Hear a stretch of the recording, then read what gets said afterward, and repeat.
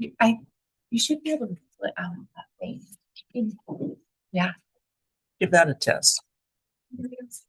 No, I don't think it's on. is that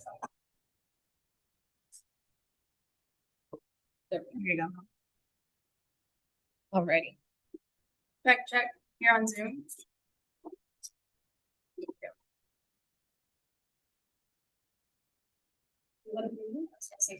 I would just say in the commissioners' meetings, they usually ask the public to hold the mic, I think, so they can hear. I was going to say, you're going to want to hold it right Yeah. into your. You're doing great. Okay, it's fixed. perfect? Alrighty. So, if you're with us on Zoom, we have on the right-hand side, we have our old swim lesson programming, or sorry, left-hand side, we have the swim lesson programming, and then we have the new streamlined model on the right. So we've made some programming changes to offer better quality, more robust, and all-around funner instruction classes for our not only children, but adults as well. We want to offer swim lessons for all ages so that people can be confident and safe in the water. Courtney, if you want to go to the next slide. Would I ask you real quick on that slide? What are the age groups as you have them broke down there, like the little otters versus the starfish? So the age demographic for little otters is 6 months to just under 3. 3 to 5 is our littles programming, and then 6 to about 12 is our big classes. And then we also, upon demand, we do a lot of adult swim lessons for adults who are wanting to learn either as their children are taking swim lessons or maybe later in the evening so they feel a little more confident about being in the water. So if a child comes in that's maybe 6 years old and has never had swim lessons before, would you start them down in the lower programs, even though they're not within that age group? Yeah, so that would be our big swim lessons. So for instance, you have little/big salmon. So if they were just new to the water, no experience or little confidence, we're going to start them in our big starfish program. Okay. So the reason we have little and big there is because the curriculum is almost the same, but we keep the ages separate. So we're not going to have a 3-year-old being taught with an 8-year-old. So we try and split it right around 6 years old. 3 to 5, they're in the same class. 6 to 9, they're in the same class. And that seems to help kids learn at a good pace where they're ready for it. Yeah. So, Courtney, if you want to go to the next slide. So what I handed to you, board, are the swim instructor cards. The small one that says guppies is what we used to use before. So swim instructors got that. That was it. That was what they used to teach the lessons. Not a whole lot on there to explain how to teach to a level. So something Peyton did was reformat how we're teaching swim lessons with the new instructor card that says little starfish. I'll let her explain that. Yeah, so on the front of our swim instructor card, we have on one side the participant's name, and we're able to check off the progress as we go through and as kids can complete the skills independently, because our overall mission in teaching swim lessons is to create and develop swimmers that are not only safe when they use our facility, but when they also go outside of our facility. I want swimmers and people who love the water to be safe around all bodies of water, not just at your local pool. And then on the back side, we just have brief general descriptions, essentially, of swim lessons for the instructors, how to move those kids through those specific activities to not only be good for time management, but also make sure we're hitting the skills effectively and all in the same way. Yeah. So Courtney, if you want to go to the next slide. So as a result of us implementing and improving the quality of our swim lessons, we've seen 148% increase in registration since October alone. If you notice November, we don't really have any numbers. We did have a hot water heater go out on us in November. So we had a lot of kids transfer from November into December. But since then, swim lessons have continued to increase. We've added in more classes pretty much every session to meet the demand as we go. This next session, we have the most classes since the closure back last year. Our Little Otters program had the biggest number on Friday. We had 17 babies between the ages of 6 months to 3 years, all in the water at the same time. Not alone, we had their parents. So that was on average between 34 to 40 people taking a class. And it was fantastic. We had 3 swim instructors teaching and coordinating. Babies started with little meltdowns, but by the end of the class, they were just having the time of their life. It was really cool to see. But while we were having that, we had a lot of other stuff happening in the pool at the same time. So we're talking about swim lessons today because I wanted to show the board what the pipeline of the MAC is, why it's so important that we start programming really young. So you can kind of see on this pipeline the timeline of life. Kids start swim lessons small. They progress through swim team, maybe into swim instructors, lifeguards. But beyond that, people are coming back as they grow up to family swim. They're coming back for open swim, but also lap swim and fitness on through retirement. We have veterans coming back in, doctors coming in with their patients to do rehab. So the MAC has a very broad spectrum of people that we're meeting the demand for. And Courtney, if you want to go to the next slide, these are the people that we see every day at the MAC. One of them's in the audience tonight that's up there on the board. So we know all the people that are coming in, and we're really trying hard to make sure that we're meeting the community's needs, and that the MAC is a vibrant, beautiful community of people, all ages and every stage. And it does start small. Peyton and I are a product of that. Anything you wanted to add? As we go into the next slide, so the focus of your core 5 or your admin staff, as well as your swim instructors, your lifeguards, is that we're trying to focus on developing quality programs that create not only just life-sustaining wellness, but also water safety. So before we move on, were there any questions on the swim lessons or anything that we presented? That chart that you had back here, I looked at it earlier. Yeah. What's the yellow line for? The yellow line are homeschool swim lessons. So back Homeschool. in October, I didn't include it in the graph of projection because the data might have been skewed because we only offer it twice a year. So there's 0, 0, 0, 0 through the months in between. It would look kind of odd.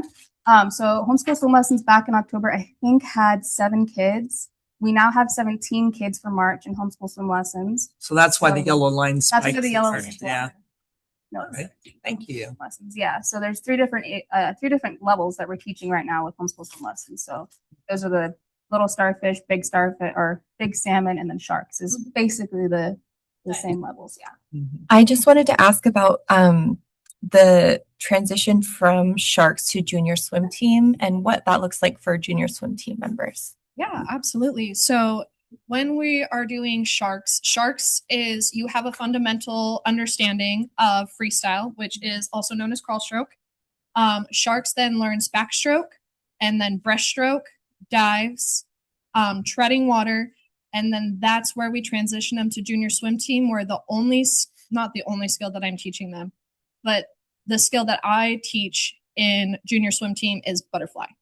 So they have at least a solid foundation of freestyle, breaststroke, and backstroke when they come into my junior swim team program. And junior swim team is junior swim team. So they're not ready for competitions. They're not ready for long endurance races. It's building that skill on top of the skills that they already have and giving them the endurance that they need when they start maybe MHS or MHS swim team. Imagine swim team, yeah. So it's just building those fundamental skills. Because if you go from shark straight into a swim team, they're not going to be ready for races or competing because it's endurance. A lot of swimming is endurance.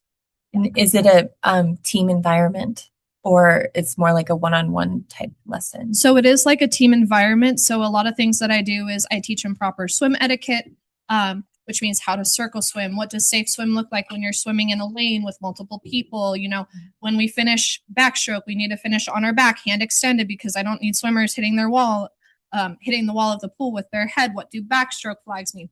This is all the stuff that also happens in the development in that program. Okay. All right, you're good?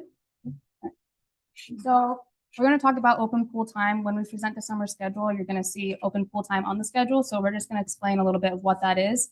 So this is the MAC. This is just a PDF blueprint of what the building looks like, but we took the time to explain what each program is going on during open pool time. So this is family swim. So family swim is when families can come in and enjoy the pool, play, but some of the attractions may be closed. The reason for that is that we may have some lessons going on in parts of the leisure pool and the lap pool. So along with that, we'll have toddler programs. Like I talked about, we had Little Otters on Friday. So when we had that Little Otters, we actually had a lot of families come in for spring break family time. We had probably 70 people in the leisure pool during that class in total. So it was really great to see not only families swimming, but the swim lesson happening at the same time. And we also have lap swim that goes on at the same time, as well as independent workout, and fitness classes as well is another activity that we have going on. So we are really utilizing the pool when it is open pool time. It is open for the public. People can come and swim. But in order to have really high quality programs like fitness classes and swim lessons, we want to make sure that there isn't loudness going on from some of these attractions that do cause a lot of noise. It can be distracting for some of the students, or maybe some of the patrons who like the quieter times to work out and they can hear their fitness instructor. So anything you wanted to add? So with that, as we talk about family swim, there's kind of a trade-off in different dynamics that happen. So open swim time, you have your attractions open, the rope swing, the diving board, and the water slide. During family swim time, it's a calmer and quieter time, which means it's a lot easier to control the chaos that happens, right? So with that, our facility will allow them to use any equipment that we use during our swim lessons. So diving rings, toys, things like that, as well as our swim instructor pool noodles, our flippers, our kickboards. So that way these kids can practice developing fundamental skills in a fun and in controlled environment. Are there any questions on that before we move on? Okay, so summer plan. So we're gonna present to you how we're gonna add in more swim lessons, adding more open swims, how we're extending the hours, and what interactive training would look like for staff with that. So first, I'll let Peyton talk about swim lessons. Yeah, so we're going to bring back our AM swim lessons, which were super popular prior to COVID. And we did have them even as we came out of COVID a little bit. But unfortunately, with some of the restrictions, we were only able to do one-on-ones. But now we're going to be able to offer our big group lessons again, as well as the evening. So we're trying to hit all the demographics we can. Okay, the people or the families who maybe don't work in the mornings can come, and then the families who work in the evenings also aren't missing out on the opportunity to get their kids in the water and have safe swimmers. Yeah, this reduces the wait list. This meets the demand of a lot of the families who maybe can't afford private lessons, but we will still offer private lessons if these times don't work for people. But we're trying to make water safety available to all the communities in the district. All right. So how many staff for an open pool time? So I got a quick question. When you said your big groups on your swim lesson, what is a big group? What, so Five. So we do 1 to 4, 1 to 5, and we meet our swimmers where there are. So sometimes we may have more than one instructor. Sometimes, like in the last session of swim lessons, we had to have 3 instructors because we had a swimmer who was nonverbal and needed a little more extra help. So at that point, I hop in the water with my swim instructors because I'm a little more experienced with teaching kids on the spectrum or that are needing a little more assistance with anxiety reasons or things like that. So that's what you'll see in our bigger groups. We try not to go any more than 6 just because of the time that we want to get as much time of the kids in water practicing the skills as much as possible is our overall goal for the swim lesson. So 6 tends to be like our absolute max, but we go to 5. okay. Thank you. Yeah. All right. So open pool time. So this is kind of what our standard open swim looks like, or sorry, open pool time, not open swim. So this is your AM time. This is the 7-11 or 4 to 7 when we're offering independent workout, lap swim, family swim, so on and so forth. So during this time, we will have fitness classes going on. We will have swim lessons going on in designated areas. Those are the swim instructors with their little pool floaties. We'll also maybe have 2 lifeguards on the leisure pool because with our Little Otters program, if we have 34 swimmers just in that one program, a lifeguard for the state of Oregon can only watch 40. So that means, we got to make sure that if we go over that we're already prepared for it. A lifeguard off duty, a front desk person, and then a certified pool operator in case of any event that we need to close a pool or balance chemicals. Just so make sure that the water's clean and that the safety overall is our highest priority. So again, this is just what open pool time looks like. So we staff it, but we also have all the programs going and all the fun. So for summer, we're proposing that we have, this will be the summer schedule. So Wednesday, Thursday, Friday in the morning will be open from 7 a.m. to 11 a.m. Again, Wednesday, Friday, we'll have those swim lessons in the morning. We've added in 1 to 3 o'clock open swims on Wednesday, Thursday. We did a lot of research before we chose those times. We do have the data from the last 10 years. That's something that we put together over the summer. So we knew what hours people were coming in. We did look at some other pools. And so that 1 to 3 time is our busiest time during the summer because it's the hottest time of day. Jean was there on Thursday during the open swim, and we had a lot of people dropping in. So it's a pretty fun time. But we know that some people still like to come from that 4 to 7. So we'll offer that Wednesday, Thursday, again with more swim lessons and open pool time when people can come work out. Fridays from 4 to 6, we'll have more open pool time. But we know a lot of families may not be able to meet that 1 to 3 times. So we did add in an evening open rec swim. So the sunset swims that a lot of people might be familiar with. That'll be a nice time when people can come and enjoy the pool, sunsetting, it's getting the end of the day, and it's starting the weekend. And then obviously Saturday will look like how it is now with that 1 to 3 open swim still being our busiest. On Saturday, this last one that we were at, we had probably 200 people in the building, almost 145 swimmers. And it was fantastic to see so many people in the water. That 3:30 time was a bit slower. We had, I think, 60 swimmers. So it was about half the size. So that 1 to 3 time is just prime time for the pool. It's just that busy part of the day. So anything you wanted to add on that, Kate? No, just reiterating that, we try to create a dynamic schedule that all of our stakeholders can try to find a time to use our facility. And we would just love to see everybody use it. All right. So, what is the minimum staff required for an open rec swim of 265 patrons? So, 265 patrons is the max bather load that we can have in our 3 bodies of water at our facility. So, you'll see the staff that's listed. Now, this is, go ahead and move to the next slide, Courtney. So, this is what that looks like. So, I don't know if you guys can actually imagine what 124 people in the lap pool would look like. And I can even be generous to say we have 90 people in there and maybe the rest of them are waiting to go off attractions. But that's a lot, right? And then same thing with the leisure pool. I could take maybe 40 off that want to go down the slide, and that's still almost 100 bodies in that water. So this is the staff that would need to take it because of the amount of people that we could have in the water. We have to make sure that our guards can effectively scan, see all parts of the water, top, middle, and bottom, and ensure patron safety, as well as water clarity. So when you have a lot of people in the water, your chemicals can try to keep up, but that's when your water starts getting milky, which means it may limit what we can see through those layers. So yeah, you'll see we still have a front desk person. We have 2 off-rotation lifeguards, and then we still have a certified pool operator. Next slide. So can 265 people come to every open swim? If we had enough staff, yeah, we could do that. We could plan for that. But overall, our main concern is patron safety. Okay, staffing limitations. If we have staff call out, we have to limit the number of people that are able to swim in the water, as well as also be in the facility, because our lifeguards are also responsible for the people not only in the water, but on the deck as well. Party corner rentals, we do have to back out some slots to the public because when we do rentals, they have a minimum of 20 patrons that they're allotted to bring in. And then overall quality of experience. I don't know about you guys, but if that many people were in the water, I feel like I would be a sardine in a can. Any questions about our open swim or max numbers or how we operate? On your 7 to 12 guards, that includes what you guys call deck attendants, the ones that are watching the Nope. flights? Nope. That's just guards. That's just guards.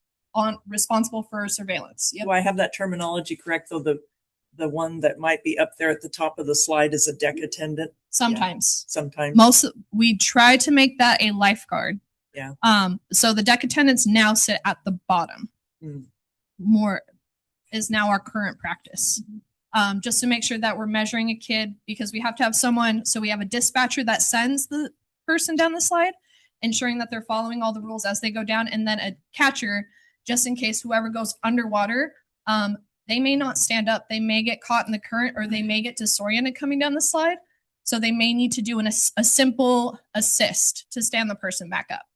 So that's the purpose of a deck attendant. Anything else? Peyton, could you talk about current requirements for breaks for lifeguards, like how long they need to be and how often? Yeah, so the new OHA regulations, I believe, state that a lifeguard needs to be off of surveillance at the hour mark. So they can only be in rotation for an hour. So when you have this many rotations, you can see how that might become a little troublesome because we have two, that's 15, 30, 45, an hour and 15. They rotate every 15 minutes. And they rotate every 15 minutes. So that's But the requirements for rotating by law, what is that? that is so you can they now no longer want lifeguards to sit on a stand for more than 20 minutes at each zone or at each station. So that we choose 15s because it works better for how we run our schedule. So like hour marks.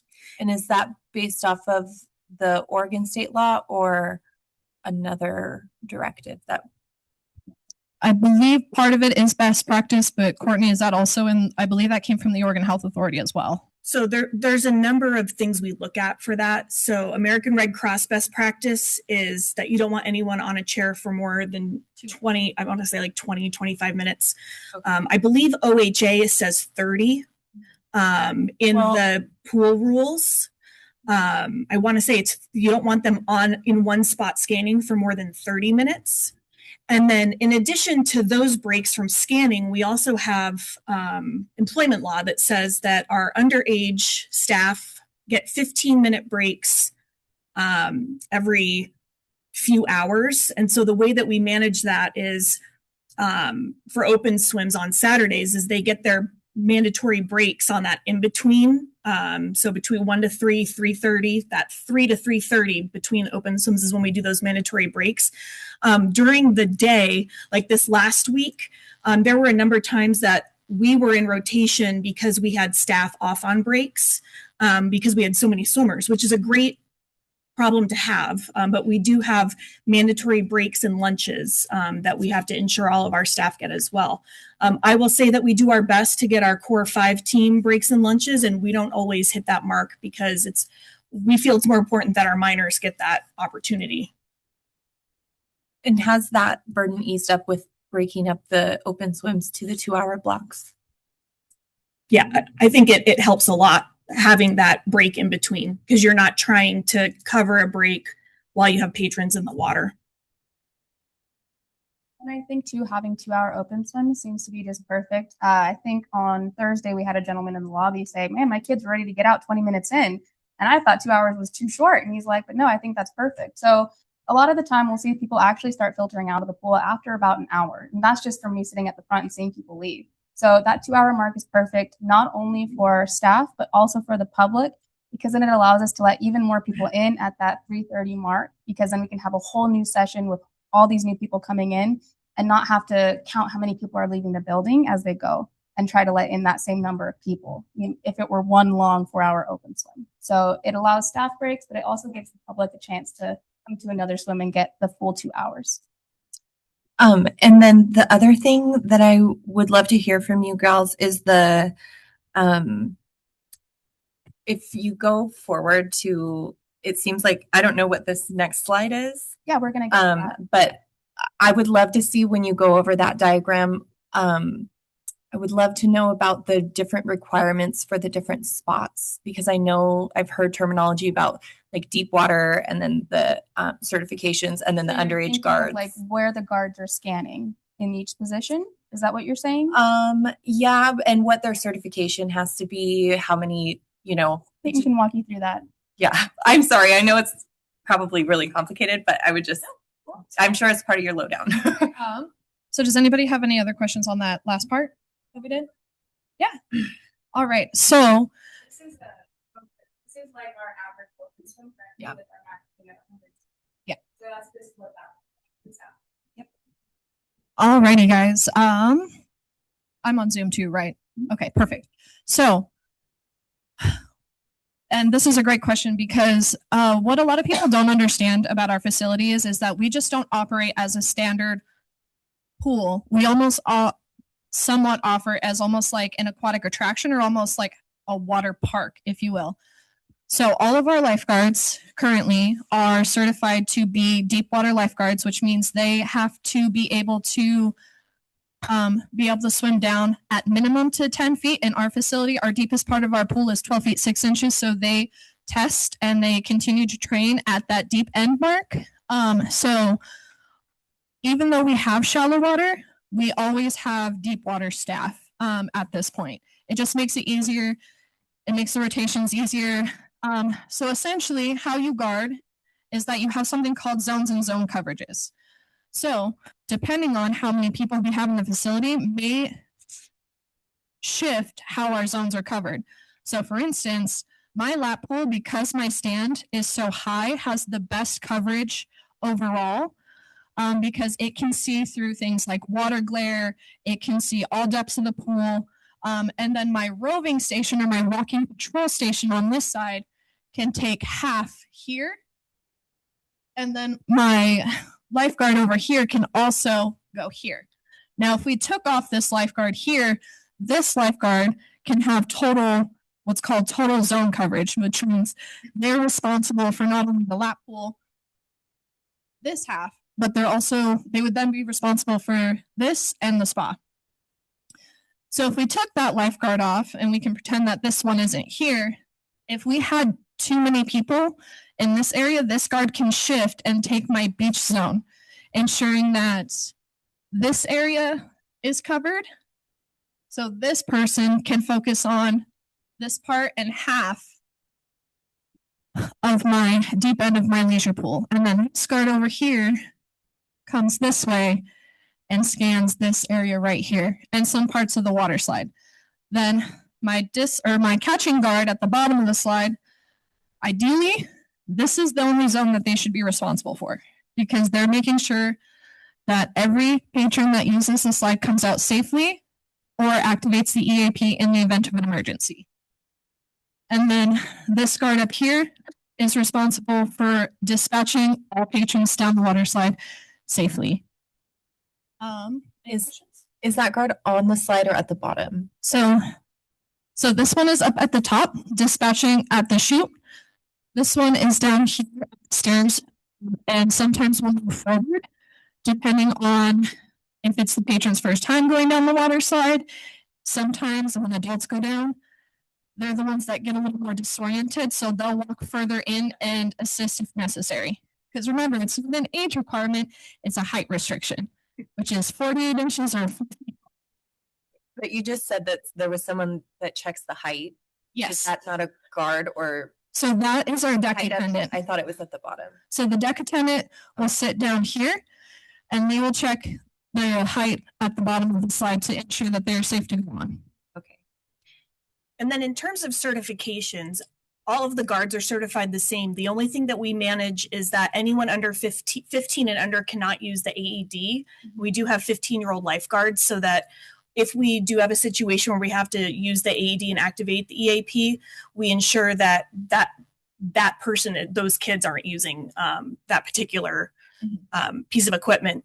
And then most of our staff that you see at the front desk or deck supervising or certified pool operators, they're all lifeguard certified so that if we have an activation of the emergency action plan, we all come out and then see where we can be of most use.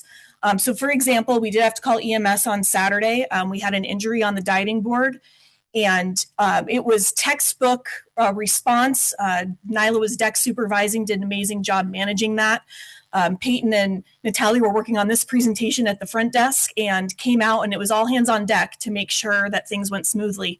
Patrons did not know there was an issue until EMS came into the building. It was really well done. But that's why it's so important to have folks that are not actively surveying that are able to come out and be part of that emergency action response. The other position that has a unique certification is the certified pool operator. There's a course that 3 of us have taken and passed. It's chemistry, it's pool clarity, it's all the how to use different chemicals. And so that's the only, I would say, additional certification aside from having Peyton as our certified lifeguard instructor, which is a higher level certification than a lifeguard has. Any other questions? So the goal with the CPO, your management goal is to always have one in the building, I think you Yes. said? Yes. Reason for that, if we have an incident in the water, maybe it's a fecal incident, we do need a certified pool operator in the building to manage that incident. So that way the water can be cleaned and we can get the pool back open and running. Because there are minimums for contaminants like that with time limits. Yeah, the CDC has standards that we follow for that. And part of that is that with that certified pool operator, because if we have to shut the pool down, the water tests have to be done every, like, Courtney, is it five? It's like every 5 minutes. Every 5 minutes until it hits a certain level. So that person. Yep. And so, yep. So our staff, so the staff on ground, like our lifeguards and stuff, they might be the ones cleaning out, disinfecting, sanitizing some of the pool stuff, but it's our CPO that's making sure we're hitting those marks and documenting it, because our health inspector does come and check that to make sure that we are ensuring that we have the safest water for people to swim in when they use our facility. Any other questions?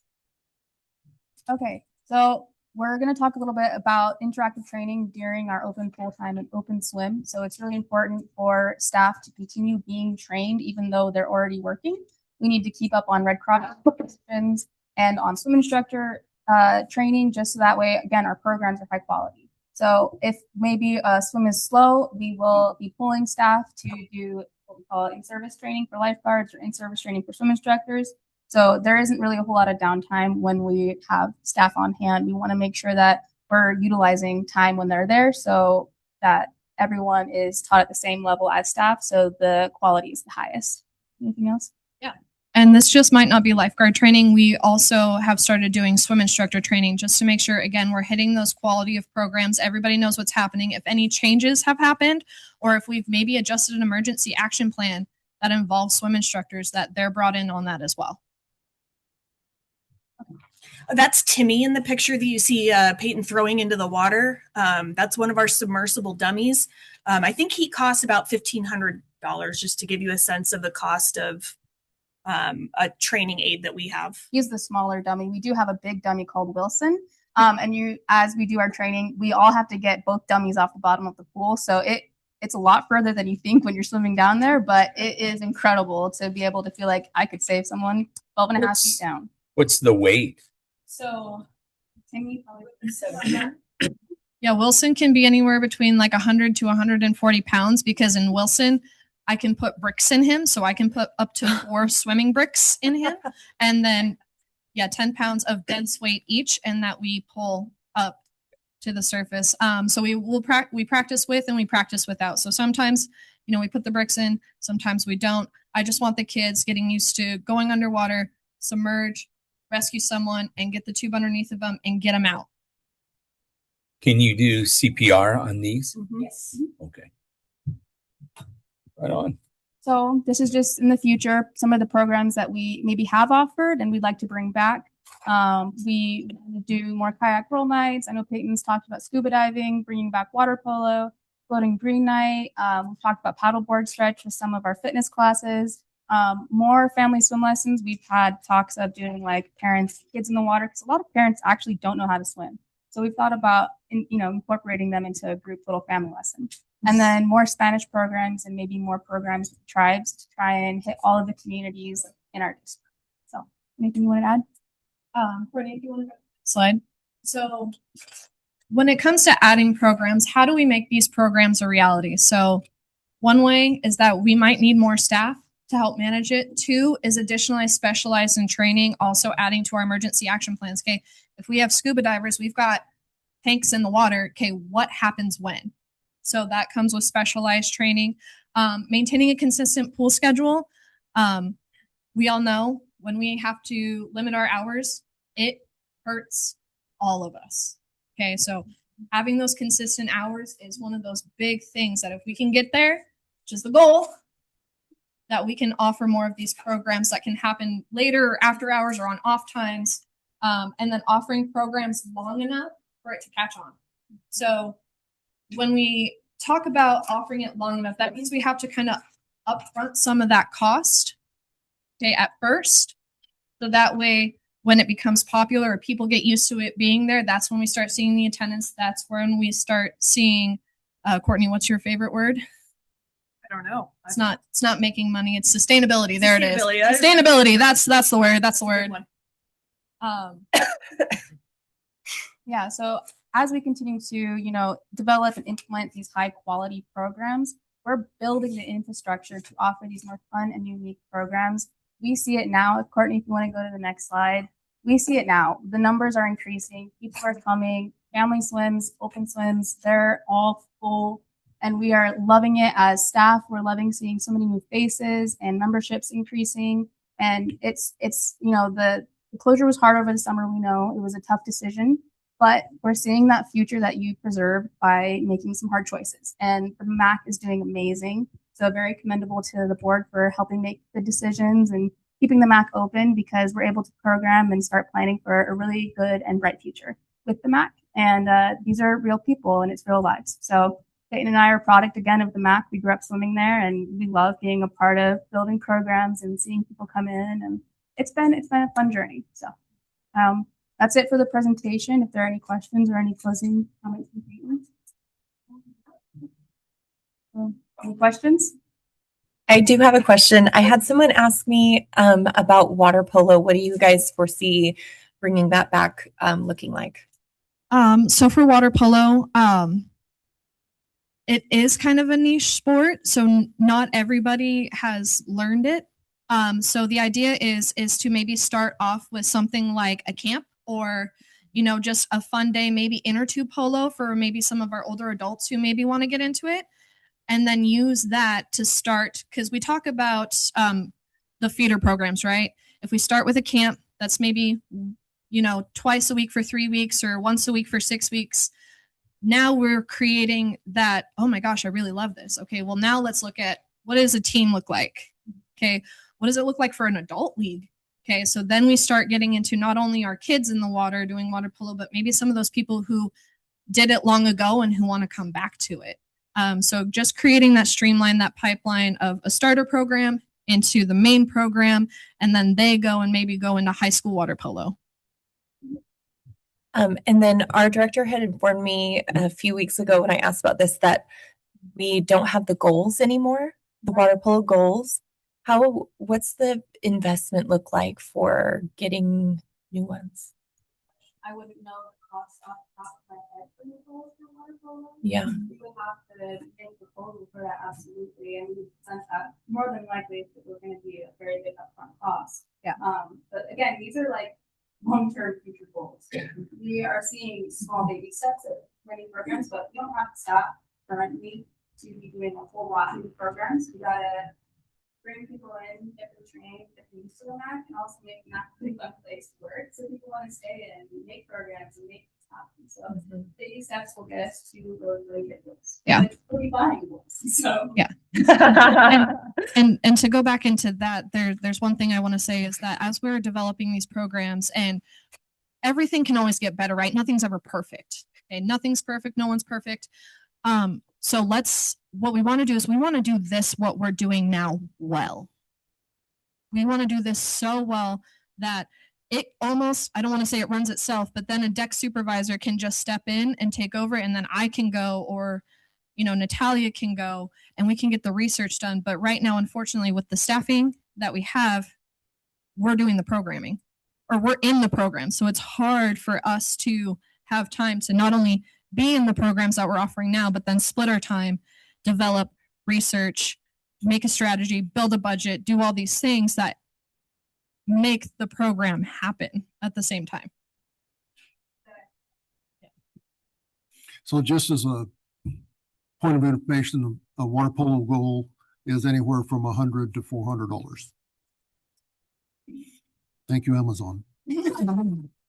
Well, and I think part of the history behind that is like we couldn't find a coach for a while. There were reasons that went away related to things outside of the pool due to lack of coaching. And then there was also there was a couple of other things that happened when we did the cost recovery changes for swim team and stuff. Water polo was in that. And did we surplus the equipment, or what happened. I'm pretty sure that, yeah, we surplused everything we weren't using. But it hadn't been used in a couple of years because we couldn't find a coach. Okay. Um, Yeah, I just had a community member that had asked me, so I was just yeah, the former coach, I think like the amount of money that you get paid for coaching that and the amount of time and travel was pretty high compared to how much they were making to do that. And so they stopped coaching. I just wanted to call out, it would be really fun to do Where Are They Now? Because I think the MAC is also a really big launching point for folks in this community, aside from you guys growing up there. But I see Coral up there, and she worked her way up to be an MA at our clinic and now is in nursing school at the local COCC program. So she's now at the hospital in nursing school. And there's like just thinking of people that I know, but like Jordan Jamalis is now just finished residency or is in the end stages of family medicine residency and grew up in the pool too. So it's like, it'd be fun to do that. Most of these pictures were taken the last year or two, so most of them are probably coming into the MAC. So I mean, I could probably name all of them. Like that chair aerobics class that was taken, I think 2 weeks ago. Eva and Tammy, that was their volunteers who do that class for the seniors, and it's really fun. But yeah, that's it. Thank you guys for your Thank you. time. that was great, lady. Thank you. Thank you, ladies. Yeah, that was a very good job. Yeah. Moving on, policy review. Or does anybody else have any questions I should ask? Or we're good? I just have, what is, maybe the name explains itself, but what is it called? Green light float? Is that The what? floating green was like golf, the putting. Okay. Yeah. Oh, To golf ball. Floating green. The chipping All right. activity. Okay. Got it. Okay. Yeah. Truth. Didn't know what it was. I Floating green. wasn't thinking that. Yeah. Golden Okay. green. Yep. Okay. We're moving on to policy review. Cost recovery policy continued from February work session. Draft fiscal year 2026-27 fee schedule. Well, I hate to follow that presentation because that was super fun and this is policy. At the last board meeting, we presented the cost recovery methodology and there were some questions around, well, what does this methodology look like when you apply it to fees? So staff went ahead and did the analysis with that cost recovery policy as the framework. And you have in your board packet a draft fee schedule for 26-27. The only fees that we're proposing to change are our homeschool swim lessons and contracted swim lessons, which we charge at the same rate. Right now, we charge $60 per lesson, and we're proposing to go to $65 per lesson. Jean had pointed out, made a good point that on this fee schedule, it shows that there's an out-of-district fee for homeschool swim lessons, whereas when we do contracted swim lessons with someone that's a school that's out of district, we still charge them the $60. So we will go back and adjust this to show that out of district is $65 as well, so that we remain consistent. And the goal is to not punish anyone for choosing not to put their kids in public school to get those contracted lessons. So homeschool swim lessons cost the same and they're structured the same as our contracted swim lessons with the schools. The other ones that we're proposing an increase to are the private swim lessons. Right now in district is 260 or 65. We're proposing to go up to 275. All of the programs and fees that you see here have a backup sheet behind it with the analysis. So for example, this is our membership cost recovery. The way that we do this analysis is spelled out in the financial management policy. So you can see that for an annual in-district youth, the cost is $130. And so the patron savings or the subsidy to that membership is $1,000 and $1,022. Whereas a youth out of district membership for the year is $160. And so there's that $992 of patron savings or subsidy. And you can see that all the way through all the different memberships we have. Hopefully you had a chance to look at these. I wasn't planning to go through every single one. I can go down to the contract home school, since we're proposing to increase that one. You can see that down here at the bottom, currently we charge $60 in district and $68 out of district for the homeschool swim lessons. And so the proposal is to increase that in district rate by about 8%. It would be a savings for out of district if we bring it down to that $65, same rate as in district. But you can see that we're cost recovering about 64%, and the goal is 50 to 75%. So we're in the range if we increase those fees to $65. So looking at that slide, the one that's on the left, it says homeschool swim lessons, and then on the right-hand side, it says sum, access level sum. What is that referring to? So that's referring back to that cost recovery policy, which drives, here, let me get back up there. I'm sorry for those of you looking at the screen, it's a lot. So this methodology in the policy, access levels drive how much subsidy each of the types of programs get. So the higher amount of access, the higher amount of subsidy. So the idea is the more people accessing it, the more property taxes are subsidizing that activity. Whereas when it becomes a few people or an individual, you don't want to have property taxes subsidizing those because it's not an open access activity. Okay. Can you go to the contract swim lessons one? When I was reviewing these with you prior to the meeting, I felt like it made sense. And then I went home and got to looking at it again. And I went back to listen to how it was explained in May of 2025. And because remember in our meeting, I asked you that I thought I had remembered that there were some programs that were cost recovering over 100%. Mm-hmm. And you said that the goal, was the 85 range. And I like on the contracted swim lessons, what was presented in May of 25 was that the out of district rate was $75 and the in district rate was $60. But now we're proposing to change them both to from 60 to 65. Mm-hmm. And I just didn't know when, I don't know what I missed in between where those rates changed from May to now. So the cost recovery in some ways is more about our in-district than out-of-district patrons, because our out-of-district patrons are paying 20% more because they don't pay taxes. I'm not sure what the question is. I'm not sure how to answer. Well, yeah, what you're asking. I have a lot of questions.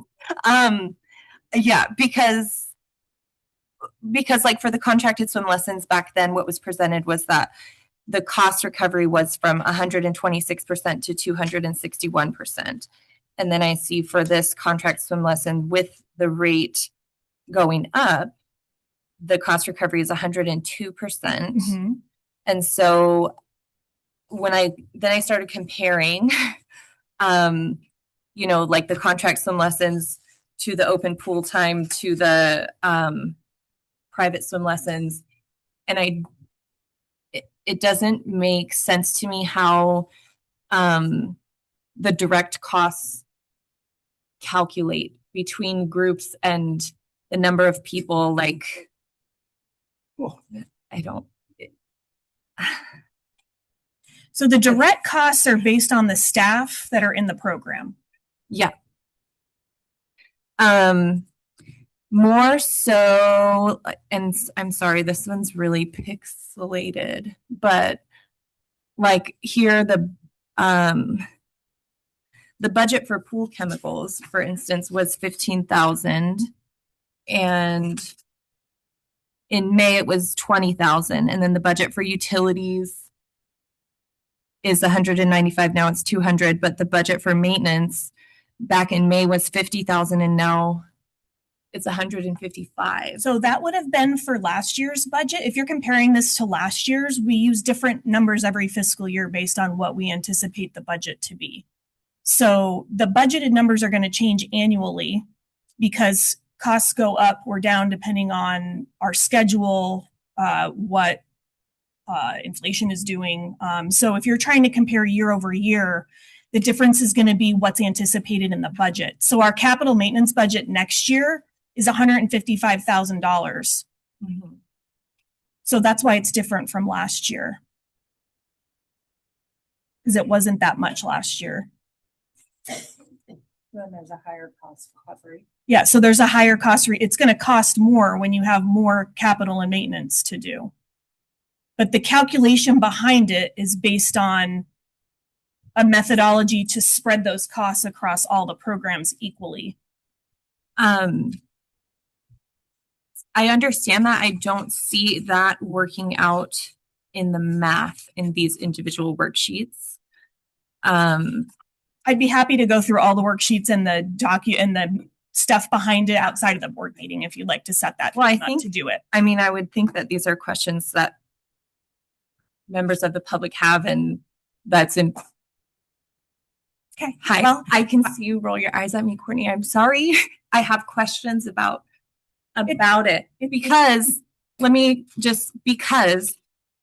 you can find where we have, like, for instance, someone on junior swim team, their cost recovery methodology based on 8 people is $155 of their rate for the capital maintenance. Mm-hmm.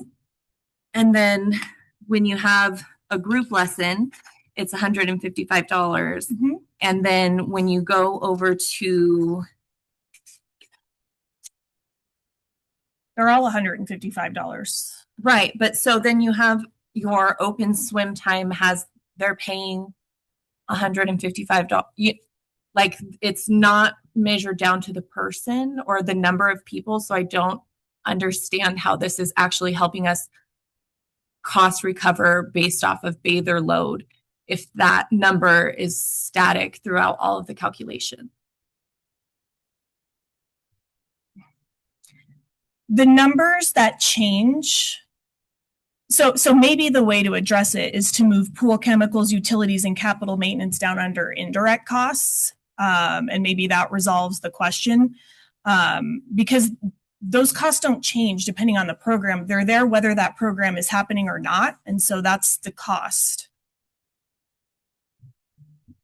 My concern is that it doesn't appear that we have a good grasp on the actual cost of chemicals based on bather load from this worksheet as we're being told, because it doesn't change based on the program.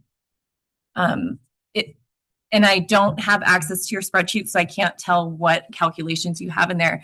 But if it doesn't change and we have 105 people or 200 people or 5 people, then I don't think that this is a cost recovery methodology that helps the board make a decision about how it costs the pool to have extra bodies in it. So if I understand you correct, Cora, you're wanting a ratio between the bather load. So if there's 100 people in the pool, it's going to take more chemicals to keep that pool water healthy than when there's just 5 people in the pool. Well, Also need more lifeguards. That cost is in there. Like, I think that's what Courtney said at our last meeting. She can't up in it. No other pool in there. well, this is presented to me as if it is calculated. And I'm just pointing out that I don't think that this methodology is covering that total concern, because I think it's just covering like the actual costs that we're spending on all the chemicals in general at any given time, not by person. Just like an annual bill is all we have to go off of. How much we spend on the chemicals per year divided up. okay, then we are not calculating our cost recovery based on program, is what I'm saying. And the reason why I just dove into this, and I was like, I swear that we had a conversation, Irvi, about that there was a private swim lesson that was cost recovering at like way over 100%. And they had a wait list, and the board said, well, why don't we figure out how to get those people in if that's where we are making profits and we're struggling right now? And so that's the type of decision making that we're using this. But now those same things that in May were showing over 100% cost recovery are now like 60, 70, 80%. And if it changes that much based on what we plan to do in maintenance next year, then we are not evaluating how much it actually costs to have people in these programs in our pool. I honestly don't know how you would break down the chemicals in the pool to try to And the quantify electricity and the heat calculate. and the water. You got 100 people in the pool versus 10. Yeah. And is that significant enough to affect what we're trying to accomplish here by coming up with fair rates for all? Well, I think if we are using that as a static calculation between fair rates for all, and we're saying that it's calculated how much chemicals it takes to put X group in the pool, then we're not doing that, and we shouldn't say How would you propose a person would do that when we're just talking chemicals here, right? Not. Well, it's the chemicals, and I mean,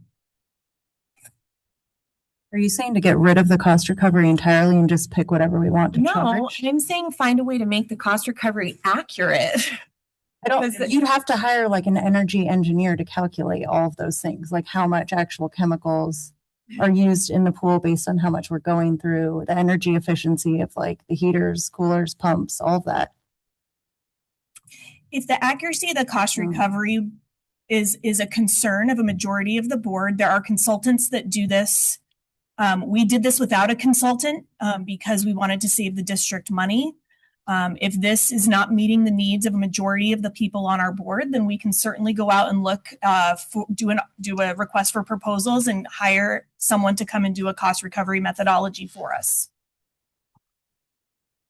Part of my cost recovery methodology is reaching out to our fellow pools, and sitting with Natalia the other day as open swimmers were coming in and asking, well, what does it cost them then? Well, we came all the way from Gladstone because at Canita it was X number of dollars and you've got more toys, so we came here. Yeah.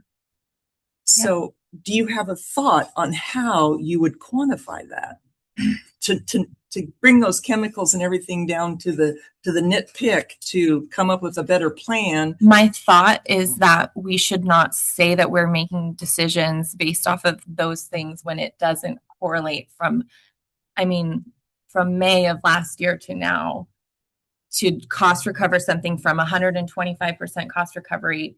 And the board has been, making decisions based off of, this program pays for itself.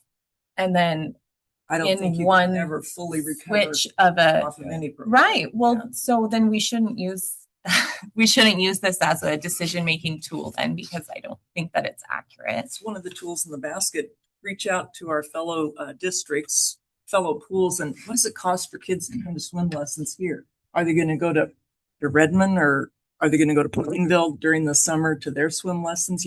How do we compare that way? Have you checked into that? Well, I guess that's what my point was. I think then we would have to just get rid of this and say that we're just picking pricing. I think that we can always strive to see that there could be improvements, and instead of taking offense and scrapping it, trying to figure out, okay, how can we break this down further? I'm not trying to offend anyone or say that it's worthless and we should just toss it out. I'm just saying that when I looked deeper, I don't see the value in this information because it's giving mixed messages if I look back to just a few months ago. But isn't this a fluid document though? Yeah, we update it as we have new budgets, as we have new. The original reason that we started looking at cost recovery was when we had recreation, because recreation was recovering costs and going above and beyond. The pool, we know, will never cost recover itself. any activity in the pool is going to cost money unless we put our prices through the roof, and then no one can afford to come there in our community. So especially if you actually look at the cost of the open swims, like we talked about, our prices are not we're not going to ever cost recover that or even come close. And that's why it's a community pool that we pay taxes for, so that people can come use it. Yeah, and then Courtney, if you wouldn't mind going through the open pool time worksheet that we did together, because I know that was something that Jean had asked for, like a snapshot, so we can compare that to the open swims.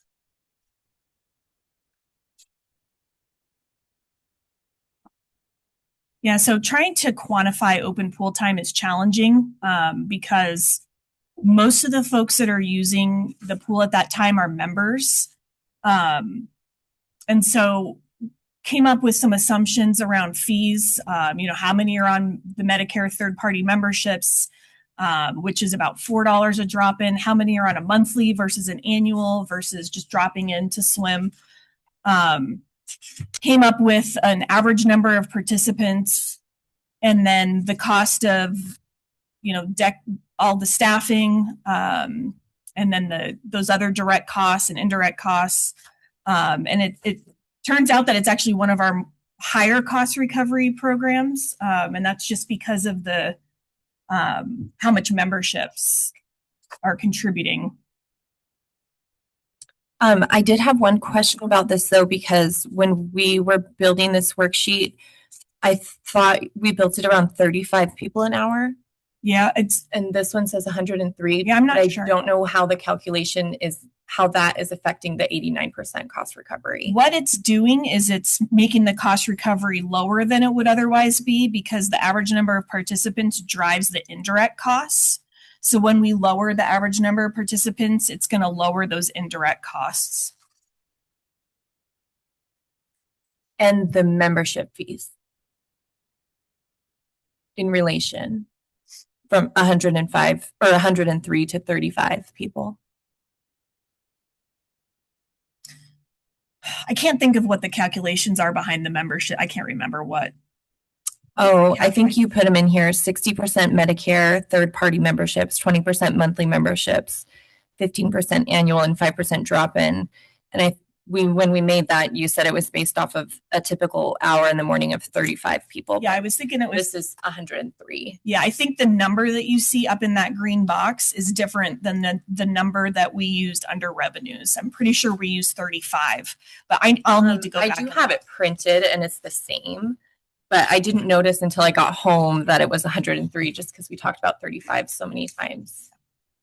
Yeah, so that average number of participants number only ties down to the indirect costs. It doesn't tie to the membership fees, though. No, because when we did it, we had to go back and do a whole assumptions, like long calculation based on the percentage, and it's not based on the average number of participants. We broke it down to like 60% of 35 and 20% of 35, and that's all in there. It's not pulling from that green box.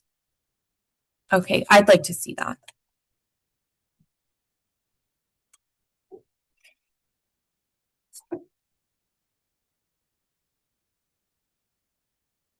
So ultimately, the board had asked for additional information behind cost recovery.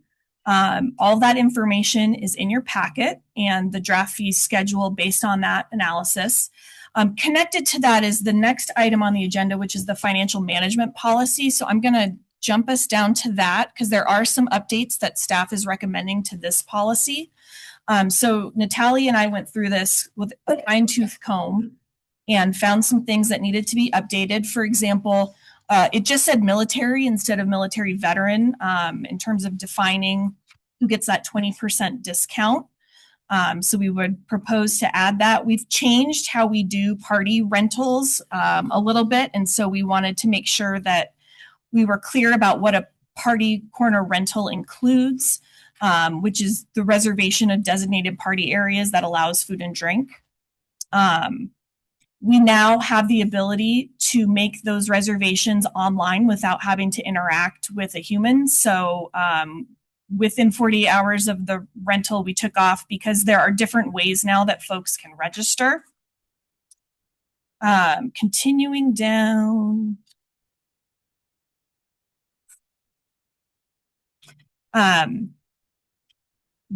So last year, when I was working with the Department of Revenue on our budget, they recommended collapsing personnel services, materials and services, and capital improvements under the umbrella of rec program services.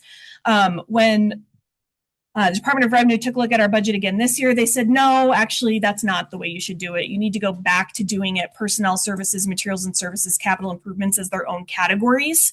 So this is updating that to reflect that shift based on the feedback. They apologized for giving mixed messages on that particular item. A lot of the changes are under our membership types.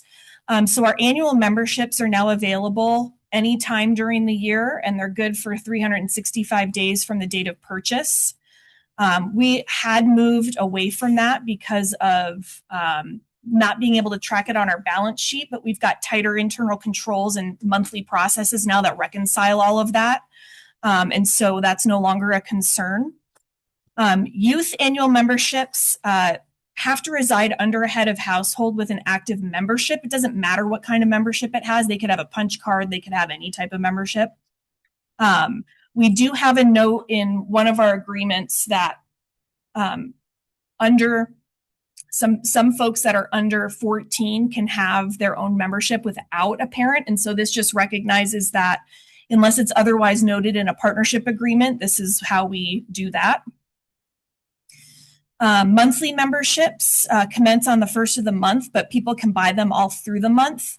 One of the things that we've been doing as a staff is if someone comes in after the 20th of the month and they want to start a monthly membership, we set it to expire the following month. So they basically get 10 days free. It's just what we call giving them the pickle, which is a restaurateur's reference from our customer service training we watched. And then all monthly memberships are automatically suspended during September. So punch card holders don't lose anytime they get 30 days added or 20 days or however many days are left in September when we close for maintenance. And then punch cards are available to use at the membership holder's discretion for anyone joining them in a drop-in activity. So it doesn't have to be someone in their household. It can be anyone, people visiting or friends or whoever. We're not managing that. Party corner rentals, because like I said, we have different ways we can do it now. They're generally available during business hours. So you could do a party rental during an open swim, during open pool time. We try and have those figured out at least 2 days before the scheduled open pool time so that we can make sure we have staff coverage for those additional 20 spots. We were requiring that people pay with a credit card, so especially for their refundable deposit, so we could credit it back to their credit card. We do have some folks that just don't have access to a credit card, and there's a state law that says you can't discriminate based on how people pay. And so we have been doing cash deposits and then allowing folks to get a check within 15 business days if their original payment was by cash or check. So we just wanted to update the policy to reflect that. For the meeting rooms, I have made a number of exceptions for nonprofit and government entities to use the meeting rooms at no cost if staff are already going to be in the building, and just wanted to codify that in the policy. For example, Vocation Rehab wanted to use it for a meeting with youth who may need their services, and they couldn't find a free space in Jefferson County to meet, and I offered to let them meet at the pool because we would have been there anyway. If it happens outside of business hours when staff wouldn't normally be there, we will absolutely charge for that to try and cost recover. But if we're already there and the room's not being used, we figure it's a good partnering thing to do. And I believe that is all the recommended changes in this policy.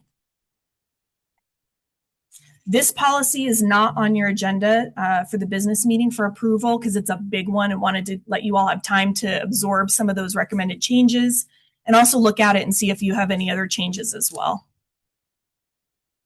happy to answer any questions. So you'll bring it back next month? Yeah, it'll be on the business. We'll put it on the work session in case there's any discussion, then also on the business meeting next month.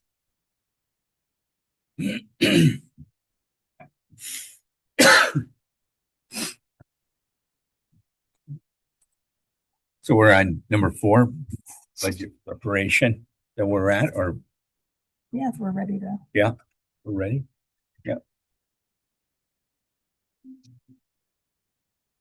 Okay, so in your packet, you have the second draft of the budget assumptions and allocation methodologies. This is the final opportunity for the board to weigh in before the budget is put together. So in this document, any red text is new from the first time you saw this memo at our February meeting. Any text that's stricken out means it's not a part of the conversation anymore unless the board wants to bring it back. And then any text that remains black has not changed since the first draft. So as we go through it, this is the board's second opportunity, and then I'll work on putting that budget together. That will be presented to the budget committee in April, May of 26. You'll notice that there's a lot of crossouts for the 26-27 max schedule. And that's because what Natalia and Peyton talked about earlier is the schedule that we're proposing for the summer. One of the things that I personally struggle with is that sometimes I tend to be too conservative about what the expected revenues are, about looking out 3 and 4 and 5 and 6 years ahead instead of, thinking about the moment. And so our team has some great brains on it and pushed back on me a lot around our schedule. And so what you have before you is a total of 33 open hours to the public. Our current schedule right now is 24 hours open to the public. We're proposing that this would remain the no school schedule next year. So when there's spring break, winter break, this is what it would look like. So we would have the same schedule in the summer as we do during breaks. And that the school year schedule would look exactly like this, except we wouldn't have that 1 to 3 open swim on Wednesday and Thursday. Instead, we use that time for homeschool swim lessons and rentals and, other things that are happening. This creates a consistent year-round schedule, predictability for folks, and it meets the needs of all of our stakeholders that are asking for different things. So this is what we're proposing for the summer schedule that we would build the budget on. I've done some preliminary evaluation of the cost of that. It's later on in your agenda. The Jefferson County Commission had asked if there would be a possibility of taking that $250,000 tax anticipation loan and paying it in lump sums throughout the summer instead of doing one upfront amount. And so that cash flow analysis is later on in your agenda to look at before it gets taken to the Board of County Commissioners, but it supports this schedule. And we would propose that this is how we would build the budget. I know we all met individually prior to the meeting, but just so the public can understand, can you explain the role that the county commissioner's request had in adding these hours? It had no impact. We had been having these conversations as a staff team prior to the meeting with the Jefferson County Commission related to the number of hours we would offer. As a staff team, we were already having that conversation. Okay. Did all the board members have a chance to watch that county commissioner meeting? I did. No. Did you watch the county commission meeting online? No. So, you told me about your meeting with the two, with the commissioner, and yes, I brought a draft schedule, and I brought that cash flow analysis to the county administrator and a county commissioner and shared it with them and got their input and thoughts and feedback. And they were excited about the schedule and had a conversation about the cash flow. The county commission has no bearing on the type of schedule we have. That's the board's decision. Yeah, it is the board's decision.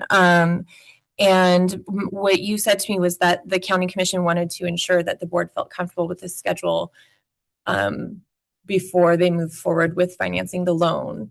And it was a stipulation. It was my understanding from the meeting that it was a stipulation of the loan that we ensure that we have open hours through the summertime. And I did have the chance to have a conversation with the county commissioner about this, the promise of this schedule and how it relates to our opportunities for future funding, and basically was told that it would we should make sure that we can deliver on this promise, or the funding, the conversation around getting the tax anticipation loan next year could be very different. So I think it's important that we discuss that openly. Absolutely. I had a conversation with one of the county commissioners today myself, and that was not conveyed to me that there was any kind of a stipulation, because as a county commissioner, they cannot micromanage their taxing districts. They can say yes or no, we'll give you a tax anticipation loan. And for example, RFPD does not come to the county commission for their tax anticipation loan every year because they don't want the politics that surrounds it. They go to SDAO, which we could as well. Okay. I have concerns about, I love the looks of this schedule, but we all know as a board, even at the 24 hours, one maintenance failure, and we can't meet the 24 hours. Our budget is that tight. Yeah. So, I mean, staff thinks they can be open for 33. I say great, but the public needs to know, one sand filter system goes down, we're shut down. We don't have a maintenance reserve budget in this district to sustain us. So, yeah. And the other side of that, I appreciate that input, because I know it was really tough discussion in, was it January, when we minimized the schedule again and cut Sundays. But I was on the understanding that when we brought hours back, we would be starting with the weekend hours. I think staff, which I had the privilege of sitting during an open swim with Natalia. She was very patient and showed me how the software worked. And I have volunteered to come in and lend support in situations where I can. Last week we had lifeguards call in, so they were short-staffed. Hopefully in the future that doesn't happen again. But anyway, staff keeps running documents there at that front desk, checking in whether people are from in district, out of district, and which areas, what time frames are more utilized than others. So I think they've done a great job in documenting what they feel are the times the patrons want, what the community has asked for. And I fully support what they have brought forward. I just hope we have the funds to sustain it. Yeah, I absolutely appreciate all the work the staff has done. The presentation today was incredible. I wish I had gotten that on day one of being a board member. But I will say the staff is monitoring the people that are able to come in. And a large part of our community has told us over and over again that they are not able to come in at these times. Working families cannot come on Wednesday from 1 to 3. And that's great if it's gangbusters for the stay-at-home moms. I am a stay-at-home mom, and I'm not coming to the pool on Wednesdays from 1 to 3. I will come to the pool when my husband is home to help me with my 3 children.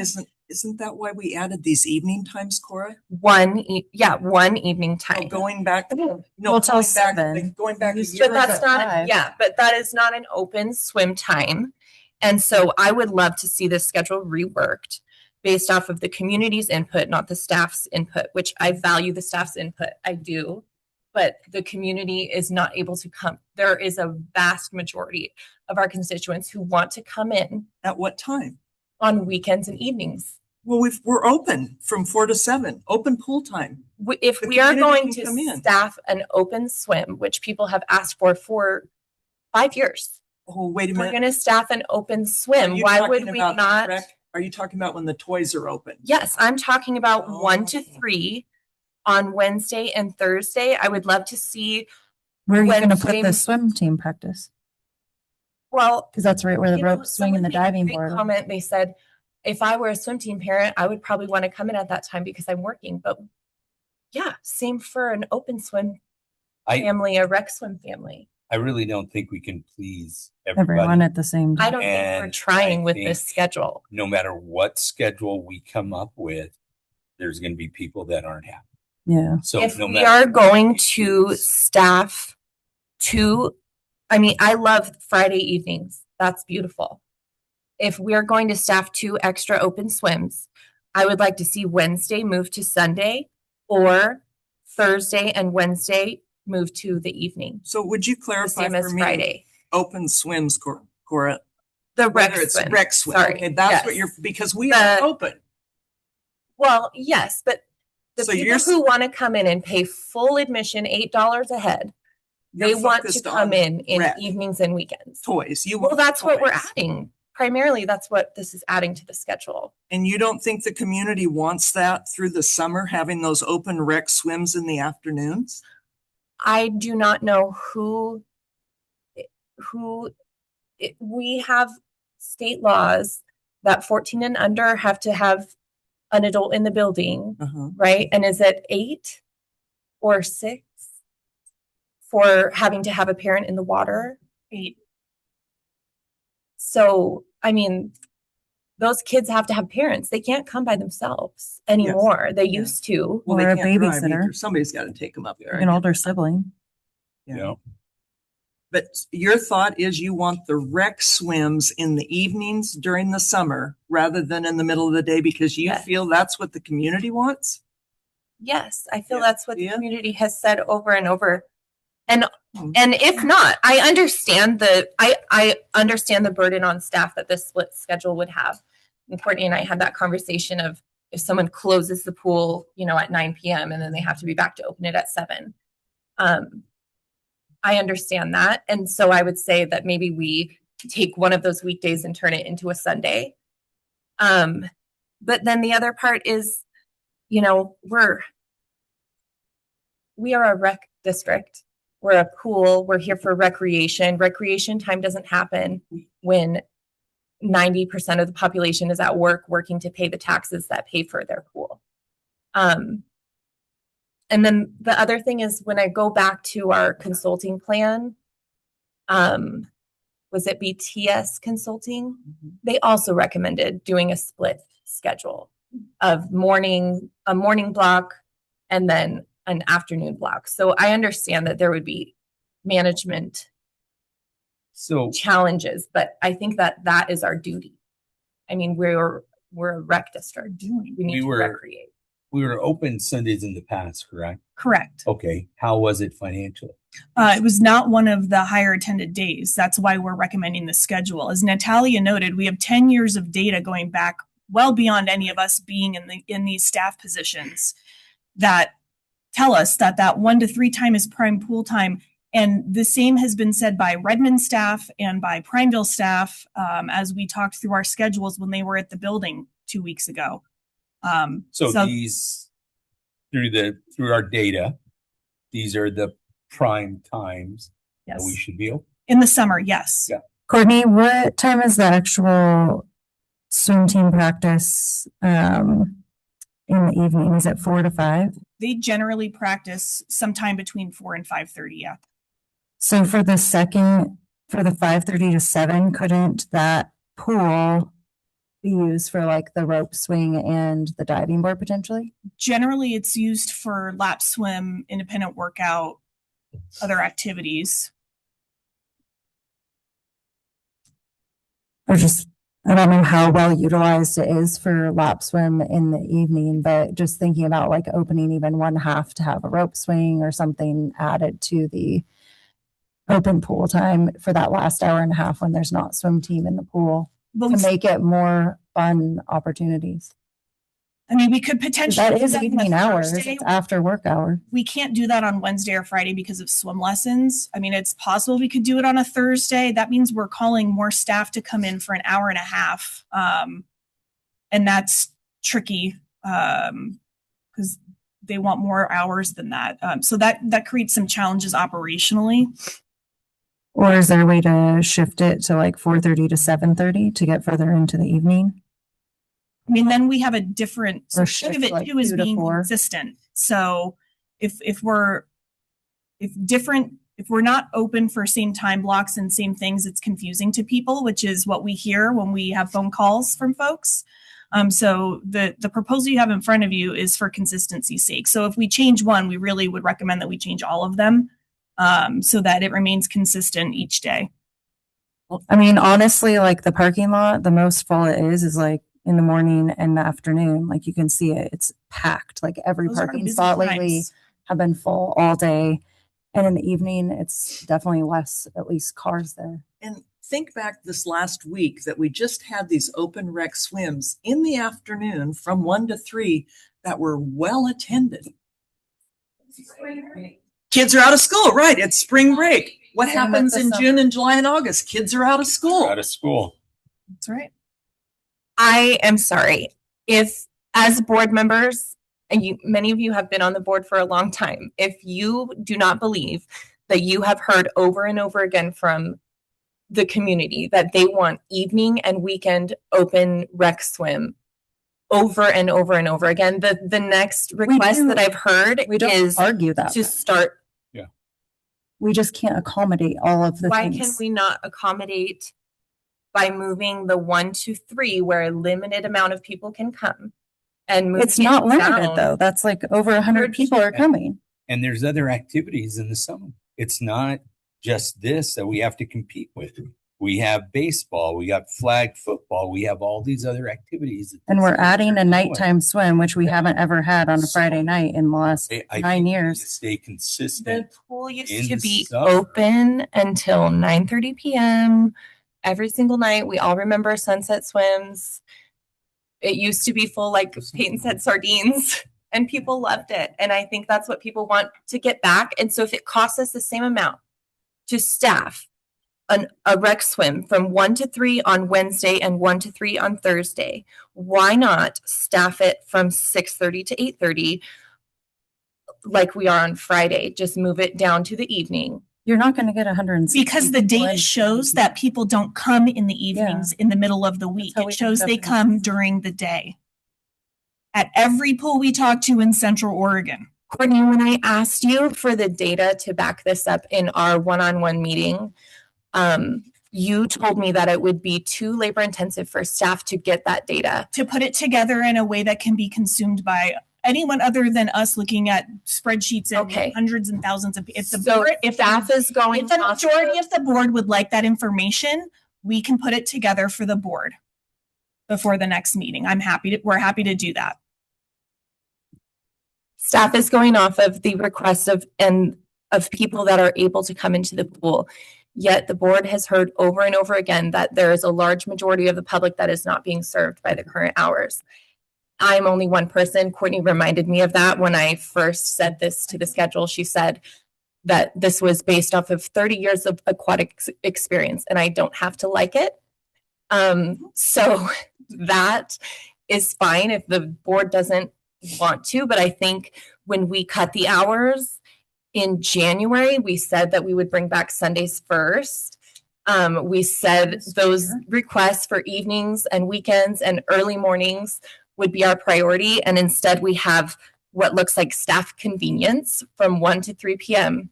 And I'm sorry, we are not a convenience district. We are a recreation district. I don't think I'm going to That's disagree. my I don't position. think that's staff convenience. Last summer, when we were closed, I took my granddaughter to Prineville, and the swims that were offered were from 2 to 4 in the afternoon for open family swims. Well, and I think the toys that we have. we're adding a nighttime swim on Fridays. I think it'll be good to get data on that through the summer. I think if we stretch ourselves too thin or try and offer Sunday again when people don't come, we're going to fail. We're not going to have enough income, and we need to do things slowly. We can't do it overnight. Well, what I'm Like, saying we're is we are already expanding going to into spend 4 the to money. 7. We're already spending the money. I think we should see what this schedule looks like. Let's And what run the happens. schedule, and then let's revisit it from there. And then if we need to make changes, if it isn't busy, but people in the community too support the hours they have right now, and they know we're doing the best we can. So when's the last time you came to the pool? Irvi, the last time I came to the pool, I'm a homeschool mom. Hi. I always hear that. Yeah, I always I'm a homeschool mom, and we kids. were attending gymnastics class in Redmond, and all the moms were talking about You got something going on. all the moms were talking about You guys, please. Let her finish. all the moms were talking about how the Redmond pool was full. They had a wait list for their homeschool swim. And I said, hey, I just saw the posting. You guys should come to Madras. Had 3 families come with me from our gymnastics class to the homeschool swim in Madras. And all of those families chose at the end to go and be on the wait list in Redmond for their next session. So that's when I started paying attention to what's happening at the pool. And to answer your question. When was that? How long ago? I mean, a year? It probably has been, well, it's been a year of me fully attending, meetings. So it's been since it was around the time that we were trying to pass levies, and I was actively trying to get support for our pool and use our pool and love it. And the truth is that families cannot, with multiple children, they cannot come. They can come from 4 to 7. If they get off at 5, they can. They can't come and do rec swim from 4 to 7. That's okay. If that's your position, that 1 to 3, I think we've already seen this evening how useful data can be when the numbers are not,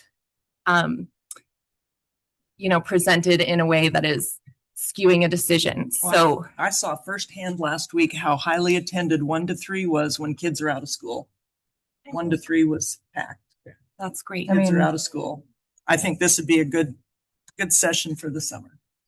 Okay. I hope we can stick to it. I do too. I have a question. This is a small part of the budget assumption. We're taking a huge amount of time with whatever it takes. But is this something we're voting on today? I hope so. In the next Later on, yes, tonight. It's on your agenda to vote on the schedule and the cost assumptions behind it. Yep. Yeah, my understanding was that we needed to get the board's approval for this to be able to present it to the county commissioners for the loan. That was not the understanding I got from one of the commissioners today. Not at all. That's the understanding I had from attending the meeting, speaking with RED. I listened to the meeting for it. It's okay. We'll move forward. Okay.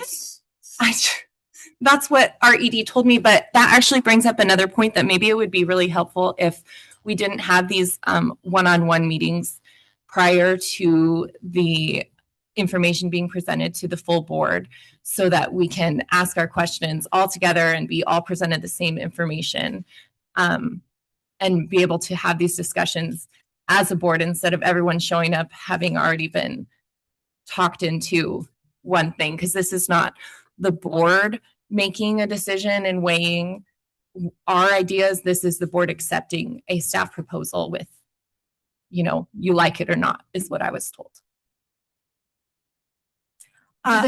Commissioners want to come to our meeting? If I could. I had never said that, Cora. Thank you.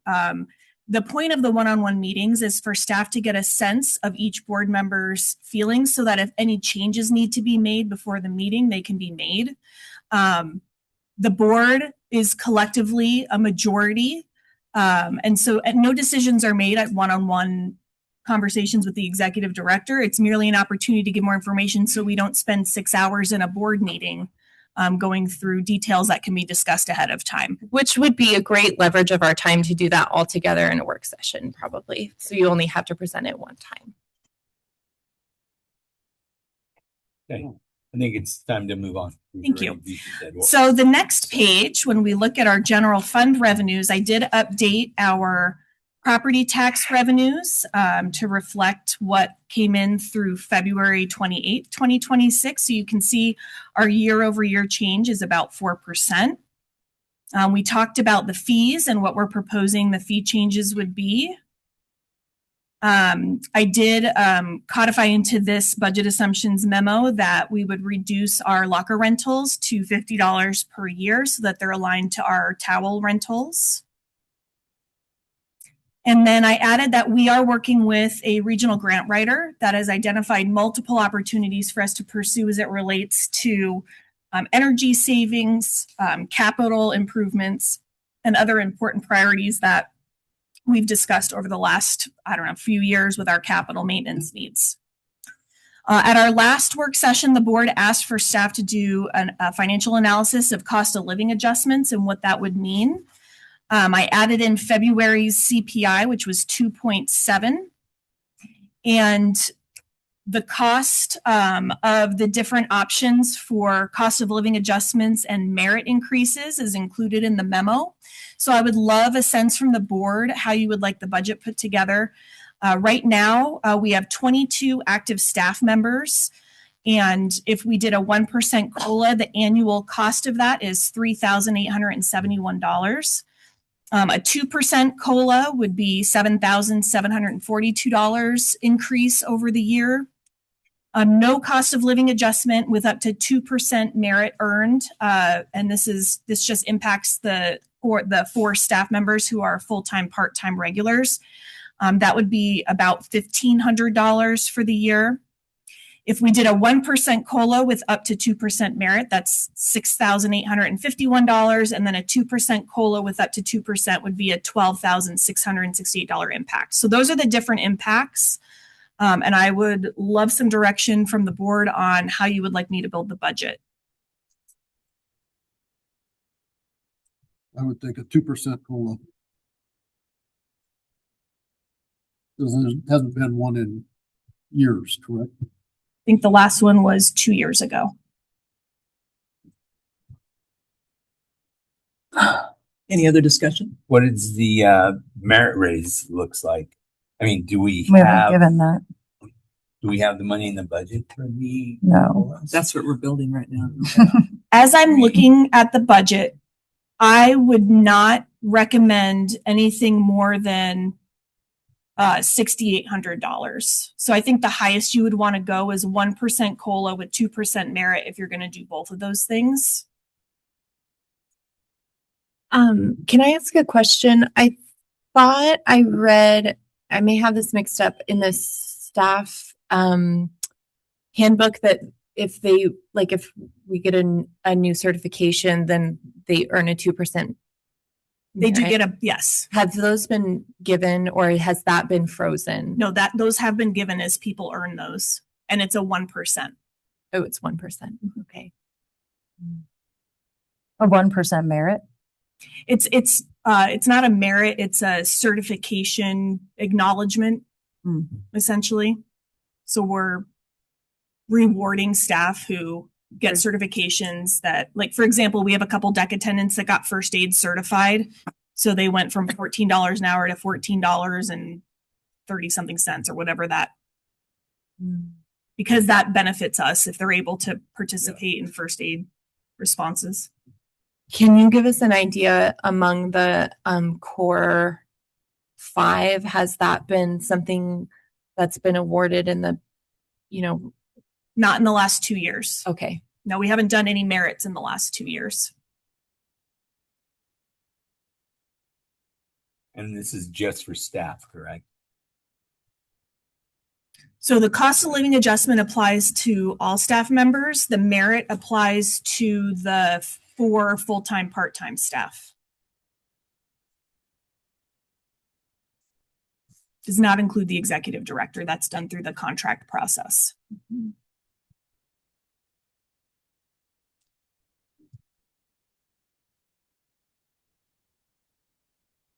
Unfortunately, I think you all know what my position was. I announced it at the last meeting. I think our staff is entitled to COLAs and merits both, but I don't feel this year, again, that this district can afford it. It's something we went through at the county level. I think it was 3 years in a row before the county had its feet on the ground, but not comparing this district to the county. So you guys move forward with what you want to do. I don't disagree with Jean's sentiment. However, I do just recognize that that core 5 group has a lot of responsibility on their shoulders, and I think I like the idea of the merit with it affecting, you know, that group rather than the whole wide payroll as far as all of our part-time lifeguards. But yeah, I'm open. I would say I could be swayed to go with the 1% COLA across the board. That's what Cost I would, of living, that's what I would vote. cost of living has gone up tremendously, but Yeah. I just recognize that that's half of a sand filter system right there. Mm-hmm. Yeah, am I getting that right? That the merit would be for the core staff and the COLA is across the board? The COLA is for every staff member. Yes. So is there like a rough breakdown of how that would affect like a single core 5 staff member from the 1% COLA versus the 2% merit? Well, the 2% merit is given in January based on performance evaluation. So it's not an automatic, and it's for 6 months of the year, whereas the cost of living adjustment happens July 1 for all the staff. Mm-hmm. I don't have an example of one staff member. I mean, like really rough estimate. I'm trying to, you know, work out in my mind how far spread the 3,800 is amongst all those employees. Like to me, the 1,500 seems small. But I don't know if the COLA, when it's spread across the whole payroll, you know, which one would affect that core 5 more positively, I guess is my question. Assuming they perform, the 2% merit would. Okay. It ends up being a wash because the 2% only hits them in January, but the 1% would hit in July. And so. Tell me if I'm wrong, but rough math, a 1% COLA for staff they would see a $50 a month increase on their total monthly. Yeah, that's probably rough costs, saying everybody's paid the same rough. Mm-hmm. Unfortunately, it's not significant. Yeah. It's not significant, but I do think in these times a little bit can be significant. So. Is this something we're being voted on? No, during that. no voting. I just need direction. We need direction to build the For the budget. So I'm hearing there's some interest in the 1% COLA. There's some interest in the up to 2% merit. Do you prefer one over the other? Because I mean, if the budget is there, I can put them. Personally, I mean, staff, you do great. Okay, excellent. Can't say enough good things about you, but we have to get our feet on the ground first. So, yeah, and you guys know that better than anybody else. So, okay. I'm with Jean. If I was going to pick one, I would pick the 1% COLA, but I also think that might, I mean, even though it's a small amount, even our lifeguards, like for working on retention over time, of the staff that we have across the board, it might be helpful in that regard. The 1% COLA. Yep. Because I see in the next 8 months, a tough decision that's probably going to come before the board will be the refurbishment of the slide. And if we don't have the funds to do it, close the slide down, we still have a pool to swim in. Is there anything that the grant writer is applying for with us that would apply to the slide? For this not for the slide, but for other needs that we have in the facility, yes. And when I look at the rough budget, I think that we have the funds available. And when you see the cash flow analysis later on in the agenda, it has us ending with $40,000 ending fund balance with putting $105,000 into capital.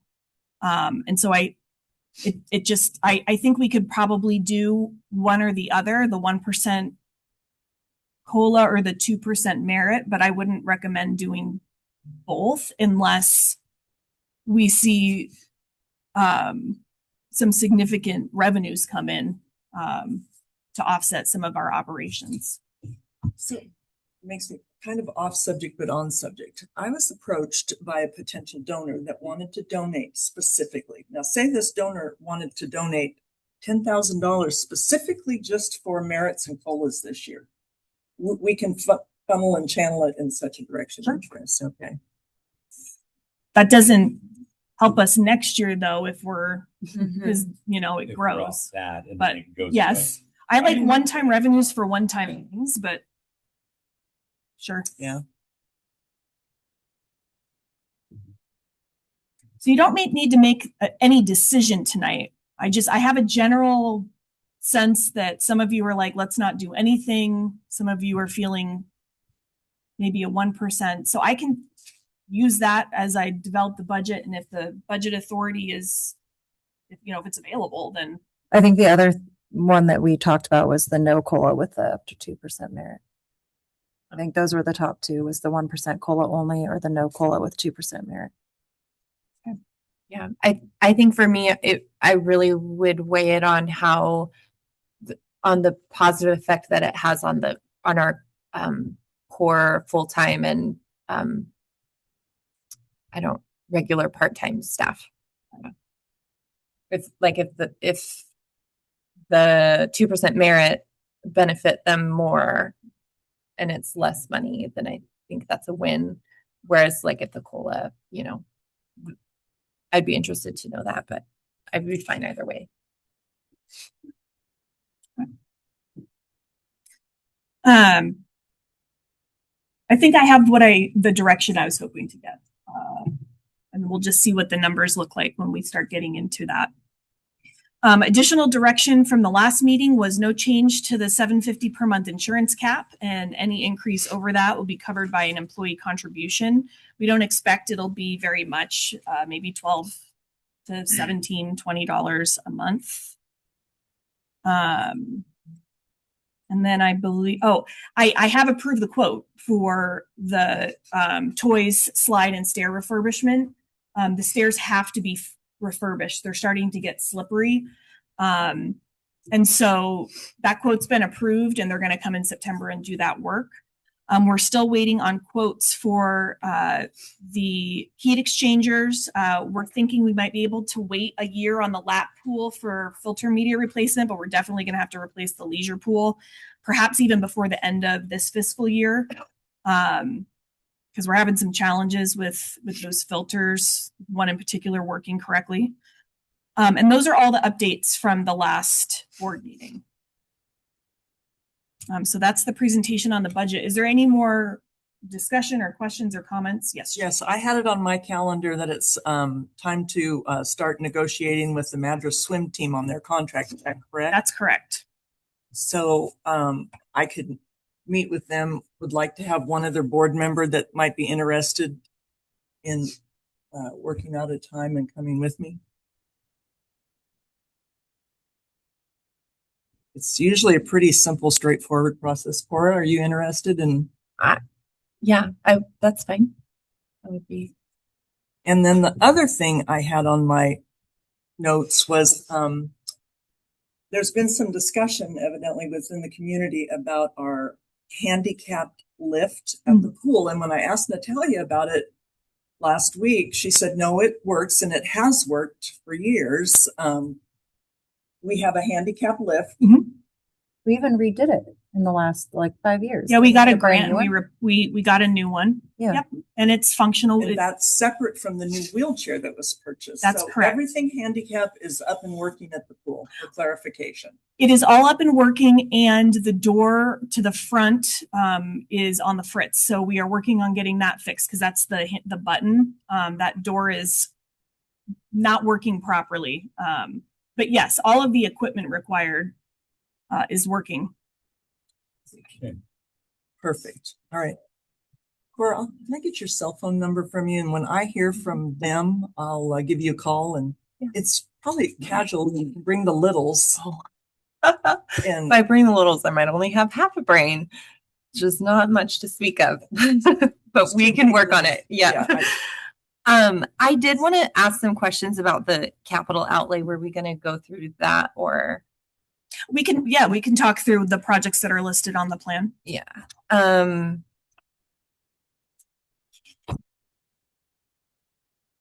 Sorry. The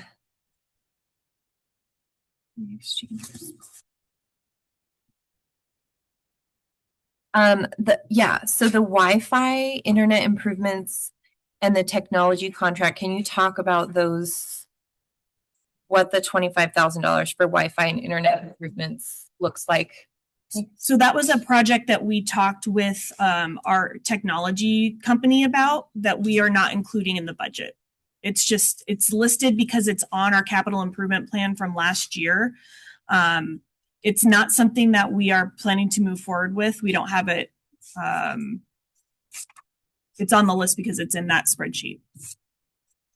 Okay, so not everything listed here is something that we're planning. Yeah, no, that one and the one below it, those two $25,000 ones are, well, the one below it, we're hoping to find a grant for. But no, we're not planning on moving forward with any internet improvements because we don't have, there's not an alternative to the carrier that we have right now for that service. They were trying to figure out an alternative because it's not very reliable, and there isn't an option right now. So I know we talked about like the fiber optic cable. Was the $25,000? No, it was really more for trying to add additional Wi-Fi hotspots across the building and then trying to create potentially a stronger microwave connection. But it's not plausible right now. Yeah. Okay. Okay.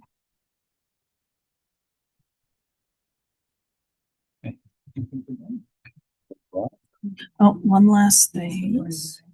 Yes, ma'am. Are we taking a break? Okay, so I think we're There's going one to, more thing on the agenda. okay, Sorry. one more thing. Bringing back to you from last board meeting, the employee wage pay scale did make changes to create the 35% spread for the salaried positions, plugged in the number that the board had directed from the consultant identifying for the executive director salary range. This is on your agenda tonight during the business meeting for approval. So just wanted to get it in front of you one more time during the work session. Will we have discussion about this during the business meeting, or? I think, didn't we talk about it last? We did. Yeah, we talked about this. About changing. I mean, if we go that way. Because we went over what all the positions meant. Yeah. Mm-hmm. And that we don't have any actual supervisor level anymore. All right. So, gonna adjourn our work session at 7:26 p.m. Break. Are you taking a 3-minute break? Restroom break. We'll take a quick break.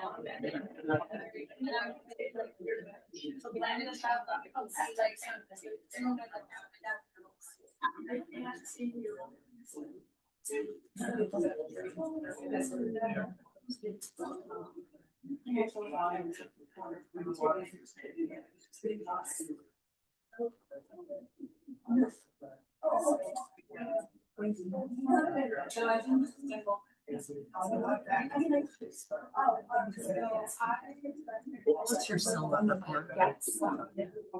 I almost forgot we were, I almost said it. I was like, oh, I better not say it. I probably didn't understand. Yeah. 41815-086.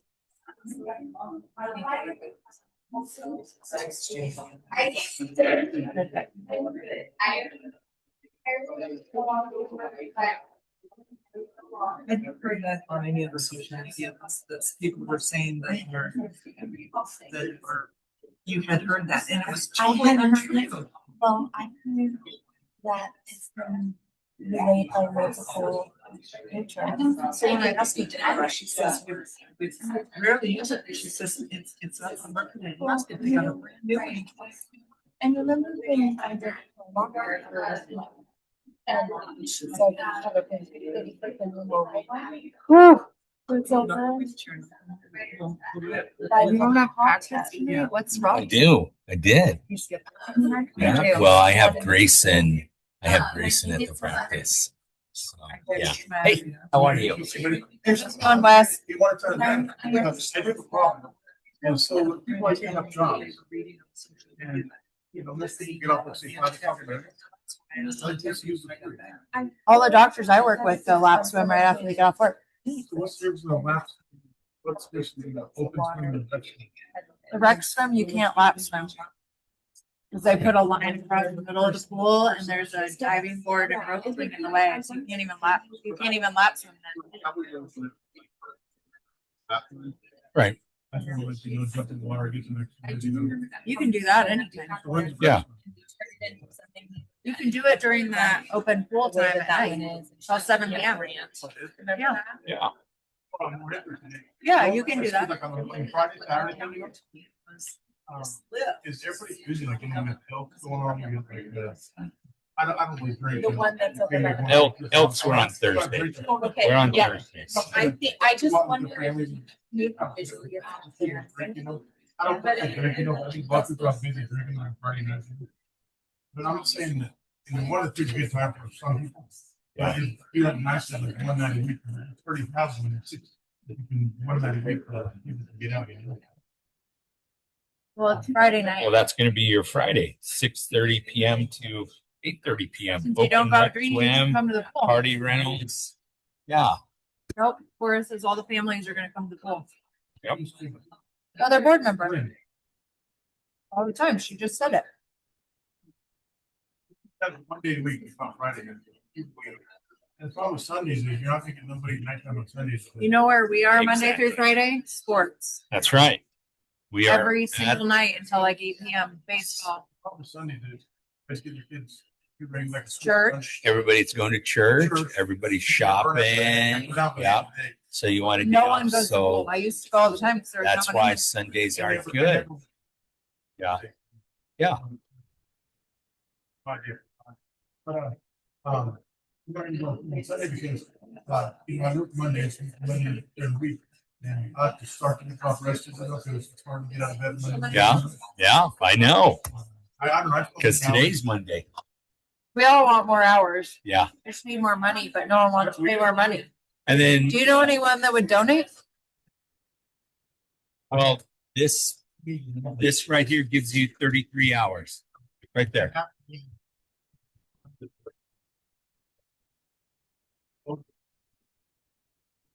Yeah.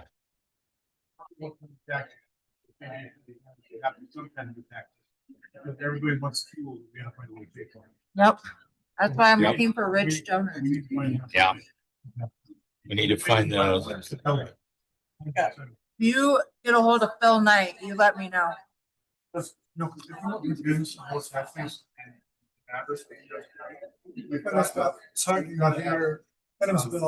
family to hear hands-on. I just love that. Yeah. Appreciate it. Thank you. Families. Okay. Yeah. Thank you, Wes. Okay, are we ready? Okay.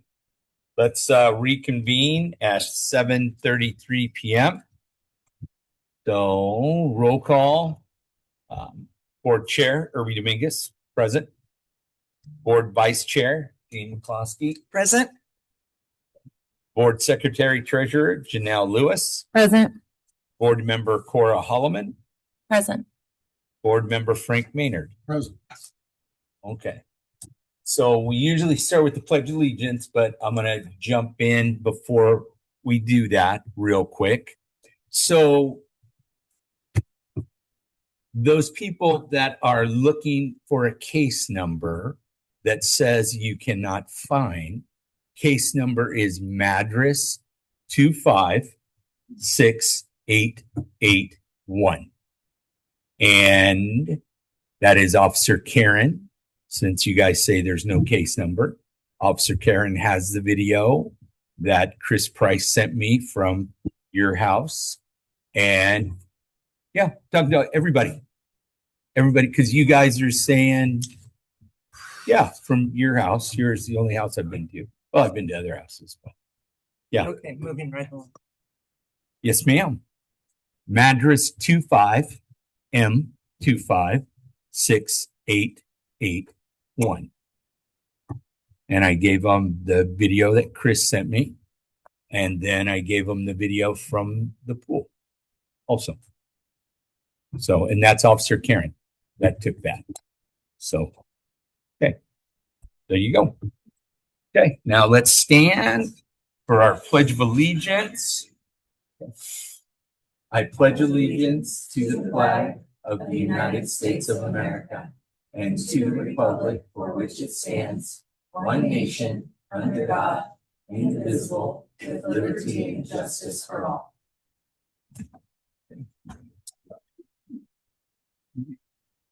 Now our land acknowledgement. Every community owns its existence and vitality to generations from around the world who contributed their hopes, dreams, and energy to making the history that led to this moment. Some were brought here against their will. Some were drawn to leave their distant homes in hope of a better life. And some have lived on this land for more generations than can be counted. Truth and acknowledgement are critical to building mutual respect and connection across all barriers of heritage and difference. We begin this effort to acknowledge what has been buried by honoring the truth. In Central Oregon, we are standing on the ancestral lands of the Wasco, Warm Springs, and Paiute people. We pay respects to their elders, past and present. Now we're going to go to the adoption of the agenda. Are there any changes to the agenda? No? I'll make a motion to accept the agenda as presented. Second. All in favor? Aye. Aye. Aye. Aye. You and I? You and I? I Yeah, I did. heard an aye. Yeah. I heard It's an on my aye. bad ear. Oh, well, I couldn't see it either. Heard an aye. Okay. So correspondence, patron comments, cards, emails, and other communications regarding MACRD operations. Okay, board members. Okay, so you've got a couple of emails that are included in the board packet. I'm not going to read through them, but they're there. A letter that was delivered to the MAC. You have a formal grievance for a public meeting law violation that was received on Friday, March 27th, 2026. That has been turned over to our attorney to respond to on behalf of the district. You have a thank you note from Redmond Area Park and Rec District. They came and did training in our facility in preparation for their facility to open, and had fun. And while they were doing their training, we also had a lifeguard class going on. So there were a lot of lifeguards at the MAC during that weekend. There's an email from SDAO, the Special Districts Association of Oregon, on the regional training summit that happens. And so information, if you're interested in attending, there's going to be one at Eagle Crest in August. And then others in other locations. But if you're interested and available, August 18th and 19th, it's a really good training for board members to go to. Then so the board got pizza delivered to the pool, and the note on it said, "Thank you to MAC staff for all they do." This is from a patron that was really excited about the new Aqua wheelchair. Her and her husband come weekly and utilize it. So included that as well, because it made the staff's day. It was fun. Right on. And that's all the correspondence. There was some correspondence that I had emailed the board chair and our ED about earlier today, asking to be included. So the board, any correspondence, I don't check my email. Mondays are a day off, so I don't check my email. I just go to the district and pick up all the stuff for the meeting. I can include it in the next. I didn't check. I can include it in the next board packet as correspondence, which is what I would typically do when I get something on a Monday afternoon. I did. And it was a patron, or, it was a community member asking for how their correspondence gets included in the board packet. I know we discussed this a little bit last meeting, and we didn't really land on a directive. But it does say on the website, to email prior to 3 p.m. for things to be included. So we might want to change that messaging if that's a day off for staff. I didn't have anything before 3. So it should probably state Friday. The board packets are done up usually by Friday or Saturday. If I could correct, I do check my email. I didn't have anything that I received prior or before 3 o'clock. So I wouldn't have had. So if I get anything after 3 o'clock, then it goes in the next board meetings packet. Okay. Board members, you've all received the communication. It was from Ms. Kavari regarding her concerns about whether or not the board was aware of the relationship, professional relationship prior to Mr. Kiefer's assessment on the board. So is this what the correspondence? That is what it was. An email. We're all aware of it Susan because had he emailed all of us. was working with Jim Wireman, and then he was also working with Courtney and Red and sisters before she came over here to help Jim Wireman before he left. I think she made that very clear at the last board meeting. I zoomed in, but I heard her speak. I believe she was on Zoom as well, and talking that she had personal knowledge that there was a working relationship between the SDA. Yeah. I just wanted to make sure that, she emailed all of us. It wasn't just me, to request that it was included in the public record. And, she had questions for the board members about that. So if everyone was aware, then I suppose that answers your question. It was part of all the public board meetings, through the whole relationship with Bob Kiefer coaching Jim Wireman, and then Courtney came over and coached him with Bob and helped work with him here. Yeah. Okay. Did the email state anything different than what she had stated in that last board meeting that we heard? It was in regards to the Mr. Kiefer having been on the hiring team for Sisters Park and Rec District when the boring but important with our ED was hired, prior to her term here. So it's just, as these concerns come up with the public, I think if we just transparently address and she asked for it to be included in the record, all of us had received 2 emails about it now and she hadn't been answered. So I just wanted to make sure that that's facilitated so it can be something that is answered and taken care of. So I pulled out my email. I received it at 3:06 p.m. So I didn't see it. So it'll be in the next board packet as correspondence. Thank you. I didn't get anything at 10:19. Okay. So there we go. So moving along, we'll go to visitor section, public comments.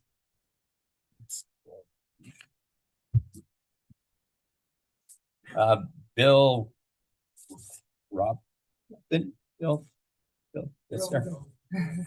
Thank you, sir.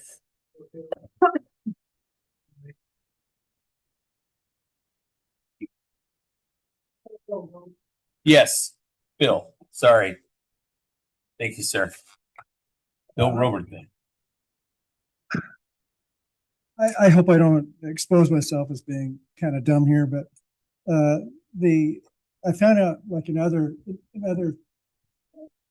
at the city, for example, we're not certain kinds of basic stuff isn't even at hand or hasn't been considered. So I'm just wondering, do we have the demographics? Do you have the demographics in mind? Like how many young people there are, how many older people in the district, and the likely percentage that would be using the pool? I mean, just as a basic understanding of how your budget's going to work, or how much money you're going to be generating, or how much use will be used of the pool. The other thing in regards to that is being aware of and sensitive to the median income in the city. I don't know what it is in the county, but it's probably pretty similar. Now, the median income for an individual earner, what I've got is like in the very low 40,000. I think it's like 41,000 bucks for a single income earner. The median in the cities in the low 60s. That's typically a 2-income earning family. So that's I think it's important to be sensitive to that. And I quite frankly think as a matter of policy that should be a factor when you just for the general morale of the community, when you have a lot of very poor people supporting various government groups with much significantly higher salaries. I think there should be a sensitivity to that. Otherwise, it's a demoralizing effect. The other last thing is just real quickly, you guys are going on quite a bit about figuring out about the optimum swim times. Just as a basic thing, I really like it because sometimes I have the pool to myself, the whole facility to myself between 7 and 11. And that's the time when I want to use it. But I don't think there's ever been I've seen any more than 10 people there. That's anecdotal. But it's on average, like a couple times a week. So you've got maybe at max, I think I've seen 10 people up there in the 7-11 time slot when I've been there for an hour and a half, maybe. The last thing is that rather than speculating, would it be easy to do like a survey to where the schools could help? Like, can they hand out in the classrooms for the kids and the parents how often you'd be using the pool? It wouldn't cost much, and wouldn't that be helpful? Anyway, that's it. Thanks. Thank you, sir. Thank you. Yeah. There is a consulting that we've had done. That is it BTS or BRS? I always forget the name of it. That does cover the median being around 40,000, as you said, and discusses our typical user, their income, the times that they would want to come. So we do have that data to use as a board if we so choose. And we used to be able to pass out flyers to the schools, but they don't allow it anymore. Yeah, no. For anything, pool, baseball, flag football. All right. So, David, I'm going to butcher your last name. Yes, sir. Montgomery. Thank you, sir. Sure. Yeah, absolutely.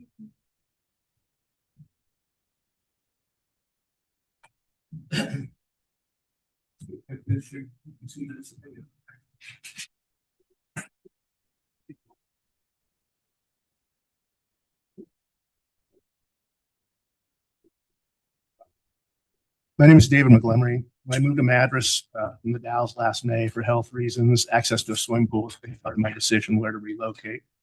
When I stopped by the MAC to check it out beforehand, I was blown away. I saw an aquatic center that made the tiny indoor pool I was paying $80 a month for in the Dalles look like a dungeon. I recently talked face-to-face for over an hour to many of the folks who were behind the recall effort. Everyone was candid but respectful, and they explained their opinions, and they listened while I explained why I think there's a better way. The more we talked, though, the clearer it seemed to me just how much we all want so many of the same things: more hours, costly maintenance issues addressed sooner than later, staff to meet community needs 7 days a week, things that are impossible to provide to everyone's complete satisfaction on a shoestring budget. Now, in my professional background, when faced with firing someone, I always ask myself, have I done everything I can to support and empower this worker to achieve his or her full potential and avoid failure? Is there anything I could have done better? I also weighed the costs. I had a skilled machine operator in my office once. He just accidentally destroyed a $30,000 piece of equipment. The first thing he said to me was, Dave, I get it if you probably need to fire me. I said, fire you? I just invested $30K in your training. You'll never make that mistake again. There's no guarantee the next guy won't. So when I ask these folks whom they envision replacing the current board and director, they don't have an answer. They don't have a plan. They don't have an eye for the practical middle ground that almost always exists in contentious situations like this in both public and private sectors. We don't just toss out an experienced crew and let the chips fall where they may in vague hopes that something we'd like better comes along. We mediate in good faith. Instead, while the MACRD board and executive director have been hitting it out of the park, their detractors have been in the locker room fussing about the showers and missing the real action. We don't need to fire any managers. We don't need to change any pitchers in the seventh inning. We need to get behind our team and support MACRD at the ballot box regarding not only this recall effort, but likewise the next funding measure that will get them the resources they need without this incessant fire hose of meritless distractions and complaints. Thank you. Thank you, David. Thank you. Thank you. Yes. Yeah, I'm timing. Should we move this chair, Herbie? Oh, yeah. Herbie, do you want to get the There's Zoom? one in the front row, Cora. I want to get the Zoom next. It's Susan Kovari. I don't know how the sound is going to work because the county said it's not green. So Okay, we're gonna yeah. try. Don't we take Zoom out? I thought we took it after. We can do that too. Yeah. We have these. We go through these first, yeah. Sheila, Bobby.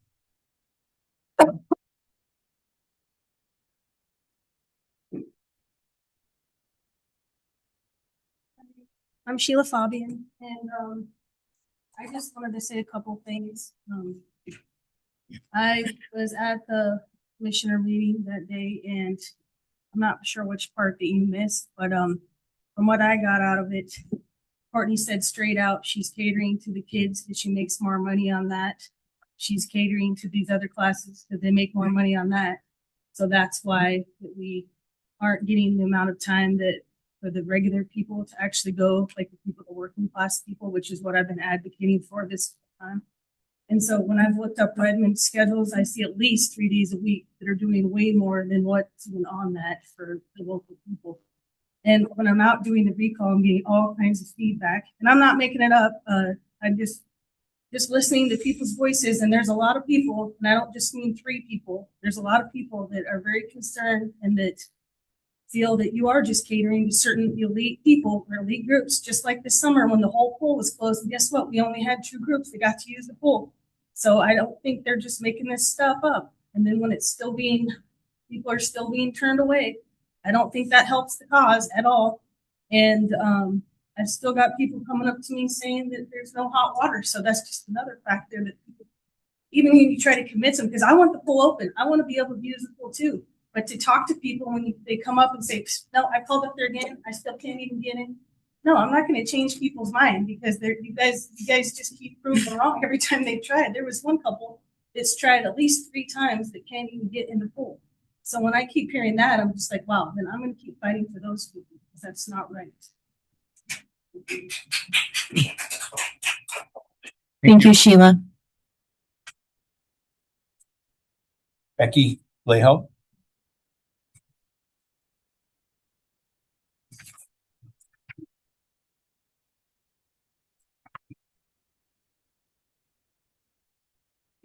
I'm Becky Bleho. Short and sweet. I just want to say thank you. Thank you to all the MAC staff, including the executive director, and of course to Natalia and Peyton for their informative and amazing presentation this evening. Some of us here tonight, I'm Penn named us the PPP. We are the positive, cool people who love and support the MAC staff and their dedication to provide great classes. In fact, that's where I've made a lot of good friends in this town, and programs, including the water aerobic classes, swim lessons, Little Otters, lifeguard training, all the general maintenance, everything that they do. I see 2 to 3 times a week when I'm there, all those things running so well. And by the way, I also do swim in Redmond, and it is murky as heck. I've never seen our pool water murky. It's always beautiful, and the lifeguards are much more on top of things than they are in Redmond. I will just leave it there. The staff works together, they support each other, and I thank you all for your dedication and hard work.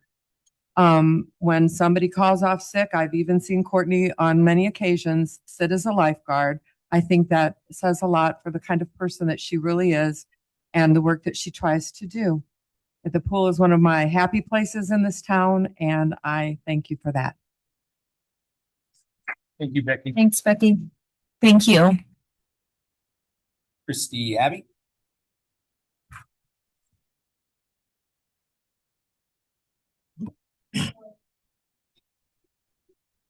So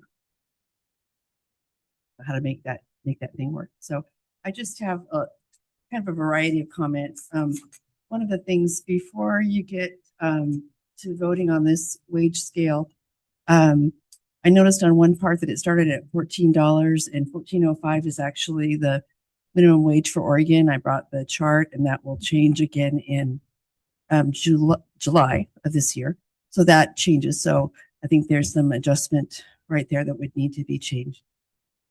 Another thing I wondered about is I'm glad to hear that you have a grant writer. So that was one of the things, thinking, can some duties be broken out to some part-time jobs? If for some reason you had to change how you are handling the administration roles, a job description oftentimes is made for the person that you have right now, not so much for the job functions. And so there may be different ways to approach that with 2 jobs and getting more things done, whatever. The cost recovery, I find the terminology confusing. I was glad to hear what it is about, what it means. I think it would be clearer to say your taxpayer portion and your patron portion, because that's what we're talking about, is the subsidy amount. And I do think that there could be more work on the worksheets for the correct information. I appreciated Cora's questions, and I think they need to be looked at and answered. You need clarity in making financial decisions. I mean, I'm a business person, and I'm sorry, the numbers are the numbers, and I need to know that they are real. I need to know that they're true, because otherwise we're making faulty assumptions and we're making errors. And I think now we're at a time that,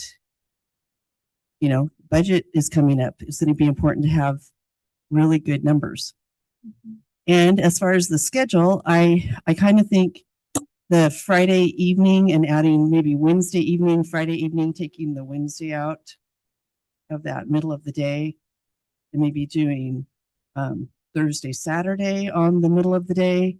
That would be, oftentimes you go to a fitness class. It's Monday, Wednesday, Friday, Tuesday, Thursday, Saturday. I think people can get that in their brain, and you would give opportunity for the evening swimming people, and also for the middle of the day people trying to cool off and enjoy the pool. So that's all I have to say about that for today. I'll probably be back. Thank you. Thanks, Christy. Thank you. Thank you, Christy. Kathy Carey.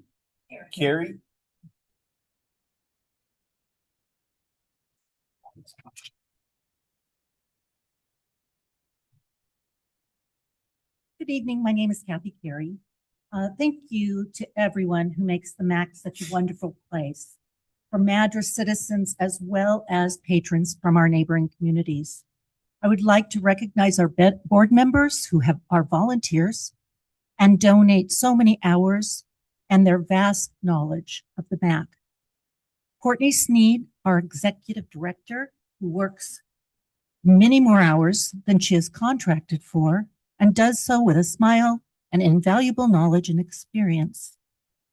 I'd like to recognize Peyton and Natalia for their wonderful presentation and the valuable information they provided for us. The entire MAC crew, guards, teachers, maintenance, etc. You greet us with a smile and positivity each and every visit. Thank you, patrons who keep up the energy and sense of community. Thank you for the MAC providing scholarships to our families who can't afford the admission. I have been to many pools throughout Oregon and the United States. The MAC Aquatic Center is by far one of the most comfortable facilities I have visited. It also offers a wide range of options for patrons that is not always the case elsewhere. We are so fortunate to have this wonderful facility. And finally, thank you to the MAC for keeping our community and youth safe by providing water safety. Thank you. Thank you. Thank you. Thanks, Kathy. Penny Nelson. No Penny. Yeah, she's right there. In the back.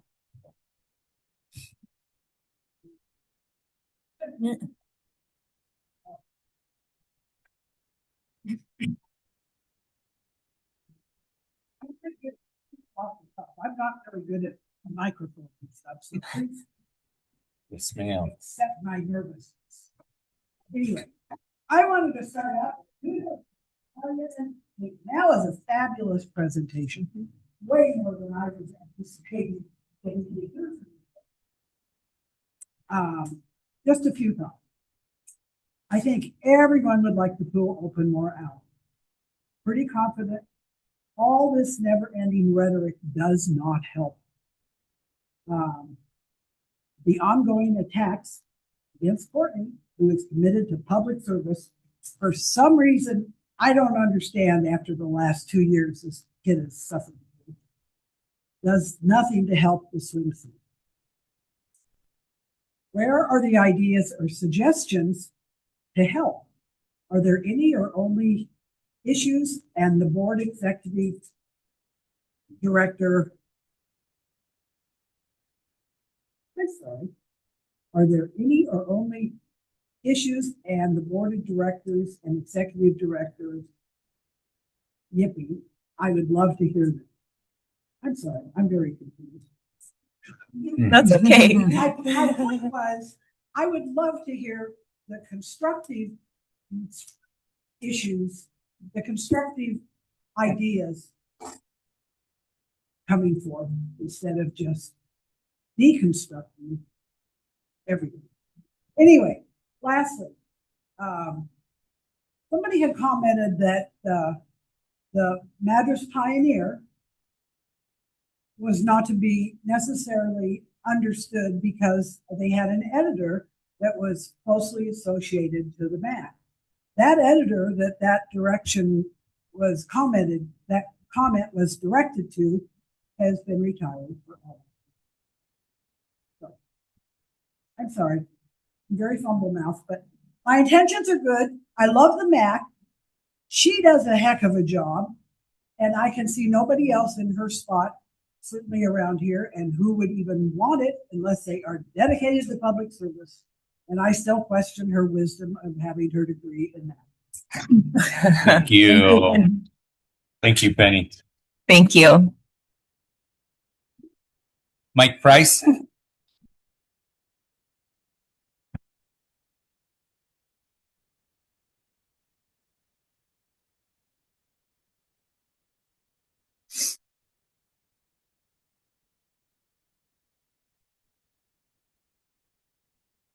I'm Mike Price. I have to say that that was a great presentation. Really great, but I kind of think it's pie in the sky, and I don't know where the money's coming from for it. Because I'm looking at our next levy election. And watched the pool go downhill for the last 5 years. It's great to see that the district is finally starting to do some of the things that people have asked for when the first measure failed.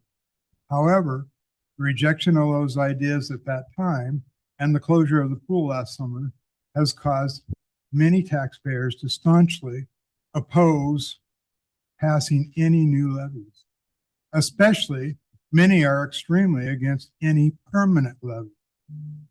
So if you're thinking about trying to pull another permanent levy, please don't make it, I find it so sad that the problems that we've been having between budget and ethic issues were not addressed by the board.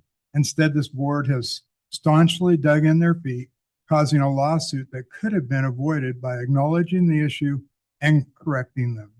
Again, this causes distrust in the taxpayers, plus has cost the district lawyer fees that are desperately needed for staffing the pool for community use.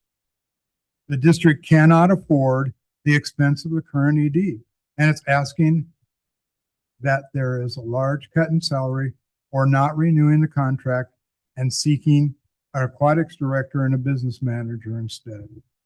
If this board is contemplating renewing the current contract, they should do the district a favor and resign. If major changes aren't made, it will look extremely difficult to pass the next year's levy. Passing that levy is something I personally want to see happen, and that's why I'm speaking tonight. I love the pool. I'd love to be using it, but we've just lost the trust of the community.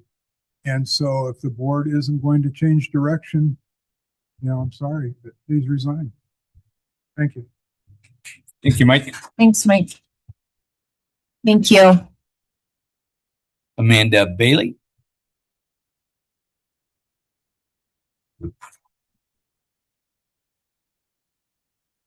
I'm Amanda Bailey. I am putting on my employee hat. First, I want to say, Courtney, I have worked with her for the last 5 years. I have seen her grow in so many aspects, so many ways. I've been in her office when she's breaking down in tears. I have seen her bring some of these kids up from their low spots up to their high spots. She takes care of her team. She deserves to be with us. Our core 5 is amazing, and it wouldn't be for her. I thank the board, the few that have came on to help changes, have changed their eyes. I will let you know, as an employee and being a religious person, your Sundays, you cannot force somebody to work if they want to go to church. It is a law. And it is also, so that is 75 to 80% of our staff are part of a church. They are part of a congregation. So we have taken that into aspect for our Sunday, which is why, that's why Sundays are not there. And I know a few of you in this room belong to churches. I have grown personally being with Courtney. Do we butt heads? Yeah, we do sometimes. Are we all going to agree to things? Absolutely not. Change is scary. She's making positive changes. She hasn't had a dirty audit. She's been the only executive director that has a clean audit and has it in 5 years in a row. She's the only executive director that has not stolen money from this place that all of you guys want. So she is making positive changes. You guys are scared of changes. Everybody is scared of changes. Changes are scary. But she has made positive changes, even if they have been rough. We are growing in more aspect ways than we have when this pool started. Now, going into my community concerned member. Ways of change. You guys are a disgrace and embarrassment to this community. You guys are a disgrace to America. I am prior military. In all of the areas that I have lived and born and raised here in this community, I have never seen anything like this. The way you guys treat our new community members, the way you guys treat disability members, board members that are new and trying to make changes, you guys are unbelievable. I have kept my mouth shut long enough. Thank you, Amanda. Is in any of your way. Thank you. Yes, ma'am. Thank you very much. Thank you. Sam? Sam Robinson? I'm sorry. I just wanted to say, Amanda, thank you for your service and thank you for candidly sharing your thoughts. Members of the board, this is Sam Robinson, name for the record. I want to address you this evening tonight. I have been contemplating on what I wanted to share with you this evening. I've been thinking about a lot of things. And I want to say, first off, I just want to thank Peyton and Natalia for sharing an awesome, wonderful presentation.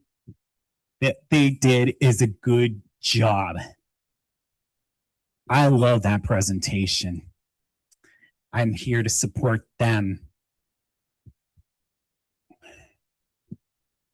But also, I want to address the board members first. Months ago, I emailed you guys to vote at your own conscience because I had a feeling that something was going down the road. And yes, something did go down the road. And I'm not going to say what that is. But I know Jean, Irvy, I know you guys know. And I pray for you guys to have an open mind, an open heart. And I pray for Cora as well to have an open mind, an open heart. I'm a Christian. I'm a member of the Church of Jesus Christ of Latter-day Saints. And I know he's real. For I know I've been praying before meeting with you guys. The person who helped find me this job was under the direction of the Spirit. She was amazing.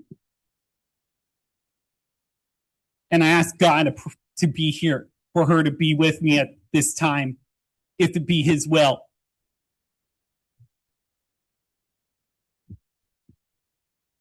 Now I want to address to the change of waves. I forgive you guys. You guys are children of God, created in God's image. I don't agree with what you guys are doing. I really don't. I don't agree with what you guys are doing to attack the executive director and the board members. But as a respect, you guys are entitled to your own opinions. We can agree to disagree and have great respect for the people that I care about. And I care. So if I ask you guys to drop the lawsuit, I would. But I can't force you to do that. You are entitled to make that choice. I will just say to the board, please do the right thing. I am grateful to work for the Madras Aquatic Center Recreation District. And may God prevail in this board, in this room. And God bless America. God bless everyone. Thank you. Thanks, Sam. Thank you, Sam.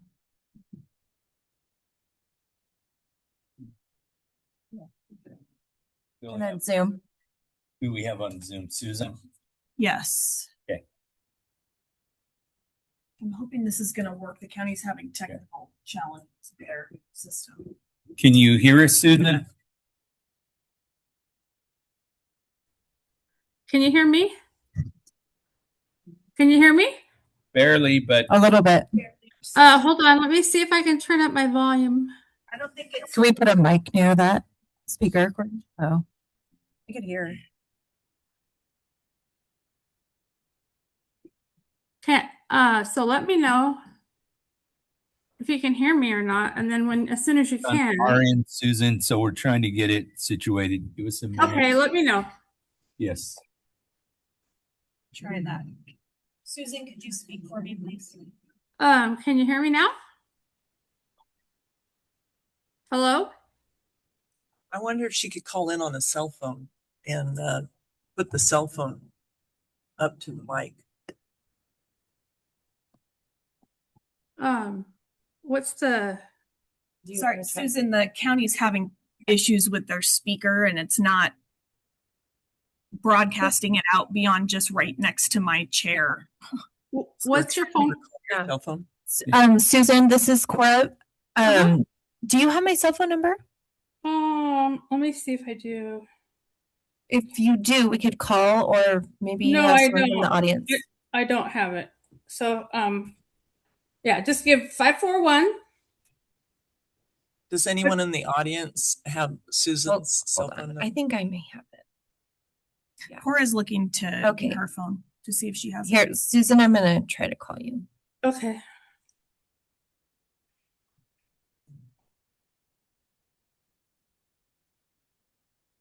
Can you hear me?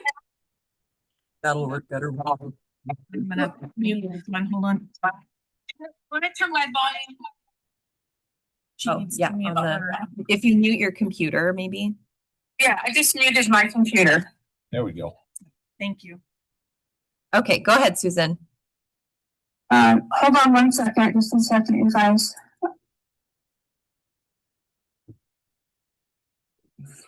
I had to get to my screen, sorry.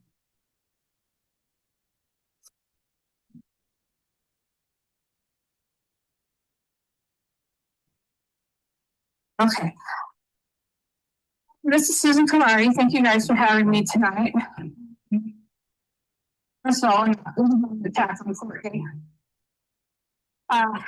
Second of all, I can't be more disappointed in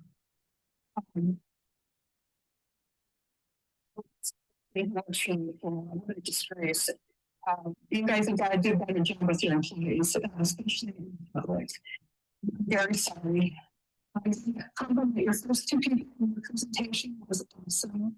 So give them kudos, but please, this last gal Amanda needs some help. So let's go back to business. I'm going to read my letter that nobody seemed to receive or acknowledge.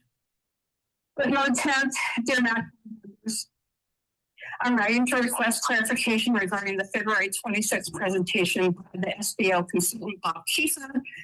I had his name wrong, Seeper, concerning the ED position analysis scale and contract considerations. Because the issues raised are relate to government practices and public confidence in consultant process, I've copied several county and professional association officials for transparency. For reference, I've attached a transcript of the February 26th presentation and discussion so that the comments cited below can be reviewed in their full context. While the MAC retained Mr. Kiefer to conduct the wage and position analysis, portions of that presentation appear to go beyond the scope and raise legitimate questions about consultant independence and the role of the consultant played in advising the board. During the presentation, Mr. Kiefer recommended that the board renew the executive director's contract, stating, in my opinion, I think it would be best for you to negotiate with Courtney to renew the contract. Does this guy know? Has he worked with? How can he do that? is my first question. Anyway, let's keep going. So a compensation consultant's role is typically limited to objective job analysis, compensation comparisons, and salary range development. Recommending renewal of an executive employment contract moves beyond the wage analysis and into personal decision-making that probably involves the governing board. In addition, Mr. Kiefer acknowledged during the meeting that he has had a long-standing relationship with the district. I've had a long-term relationship with the strategic introducing two of your executive directors. At no time did he ever bring up Courtney's name. This statement is significant because the consultant was engaged to evaluate the position and compensation of the current executive director, acknowledging the prior professional involvement with the district and its leadership. Another notable moment during the meeting occurred when the board member raised concern that the job description and analysis appear to be tailored on the executive director in the position itself.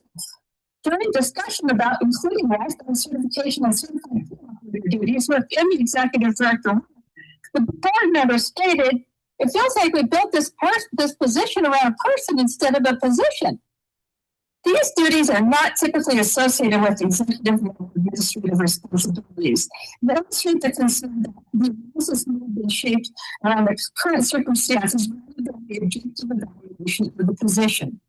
Public information also indicates that Mr. Kiefer previously fired Executive Director Courtney Sneed in 2022, as a board member for the Sisters Park and Recreation District, and has worked with her professionally through SDAO conferences and trainings for 9 years. When a consultant has prior professional relationships with the employee whose position and compensation are being evaluated, transparency regarding those relationships is important so the board can determine whether the consultant's evaluation is fully independent. Boards typically retain compensation consultants specifically to obtain neutral, independent analysis. The consultant recommending that compensation levels also recommends retaining the employee being evaluated raises reasonable questions about whether the board received the independent assessment the public expects. In addition, the previously raised concerns regarding the independence of the wage survey and the selection of comparable districts during public comment at the February 23rd MAC board meeting. A copy of that statement is attached to this letter as reference. For the benefit of the board, Kevin Tibbs is an SDO executive director.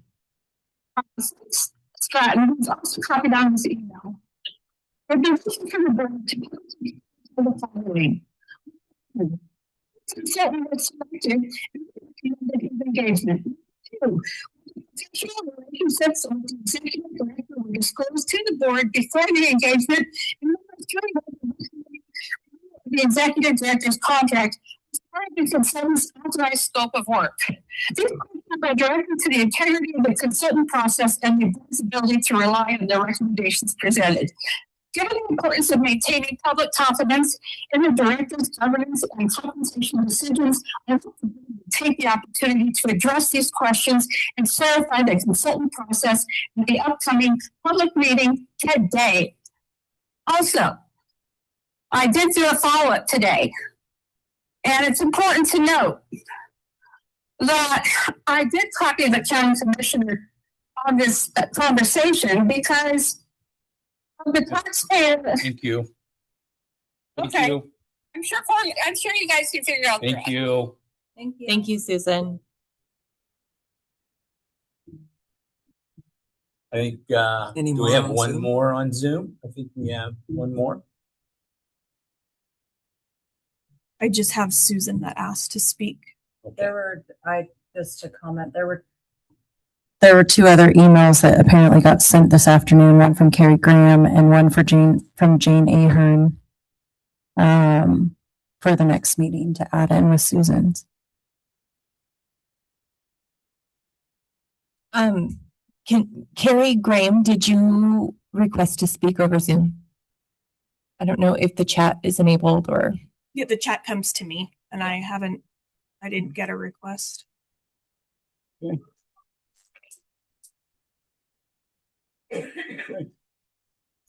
All right. Since we have no more, let's move on. Let's go to financial reports. Hey, board members, in your packet, we'll start with the balance sheet. And you can see some highlighted areas, the amount change for the debt service fund is highlighted because when you go down to the end and you look at the difference year over year, if you account for that bond levy revenue coming out, the change year over year is $23,000, which is manageable to make up over the coming months. And then added to that, if we removed the one-time impacts of grievances filed, ethics complaint, legal fees that have all been dismissed, and the litigation legal fees that we've already paid in January and February, the district would actually be to the positive $16,000 over last year, which points to a comment that I've also got on the next part of the financial report. So when you look to the next report, this is our month-end profit and loss, the budget versus actuals. You can see that property taxes are coming in above what we were anticipating to receive through February. MAC memberships are coming in above what we anticipated to receive through the end of February. Facility revenues are down a bit, and part of that is the high school swim team had 2 less swim meets than they originally anticipated, and so those are revenues that we did not realize this year that we thought we would. Daily admission is still coming in below our budgeted expectations, but group swim lessons has, as was indicated earlier, gone far beyond our expectations through the end of February. Donations and fundraising, we've gotten some large donations that have accounted for us being about 200% over budget there. And then overall, our income is at 103% of budget. So that's the area of our financials that we want to see over 100%. As we move down, you can see that I highlighted that we've spent a bit more than we had budgeted in lifeguards. Part of that is doing the 4 hours of in-service every month. We are accounting for that and weren't as consistent as we are being now in the past. And so we're a little bit over budget there. Additionally, our part-time regular staff have been spending more time lifeguarding than doing other duties like front desk, marketing, deck supervising. And so their salaries get allocated to lifeguards when they're doing that duty. Overall, personnel services is coming in under budget about $7,000, despite some of those expenses. I did want to note that equipment is a bit over budget because we did replace that aquatics wheelchair.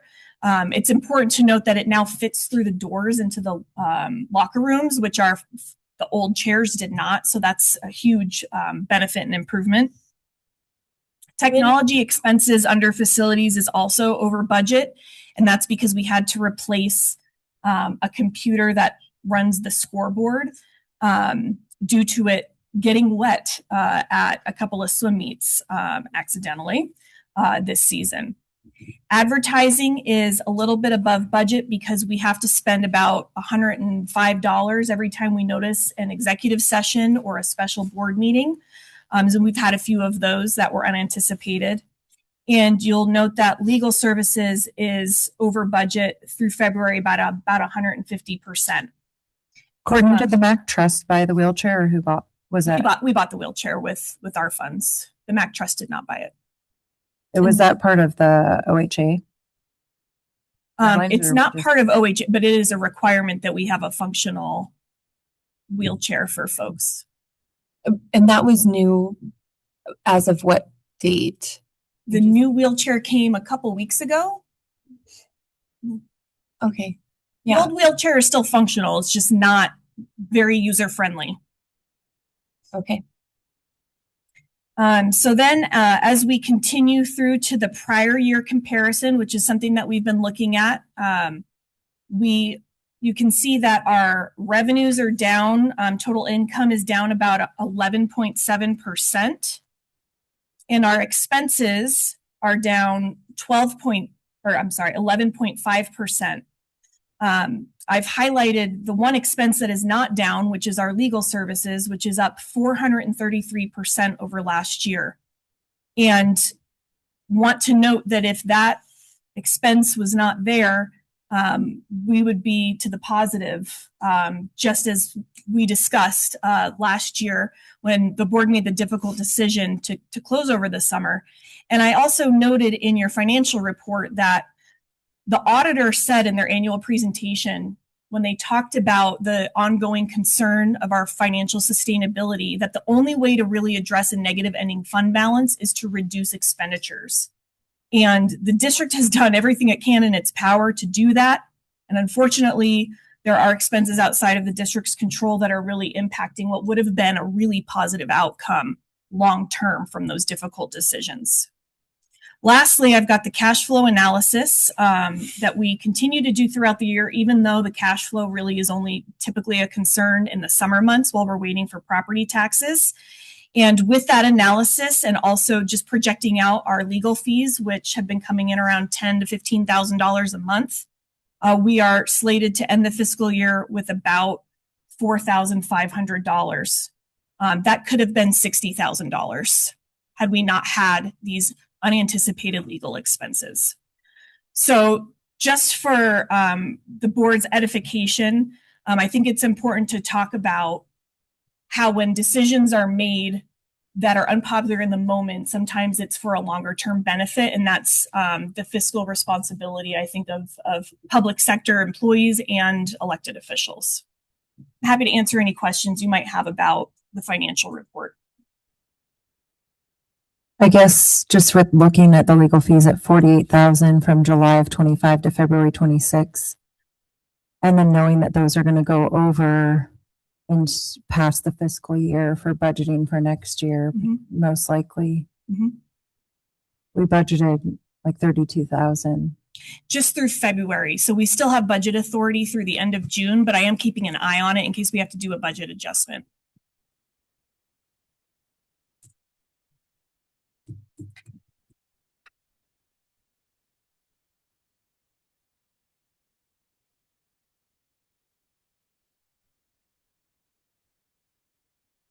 I have a question about the cash flow analysis for the tax anticipation loan.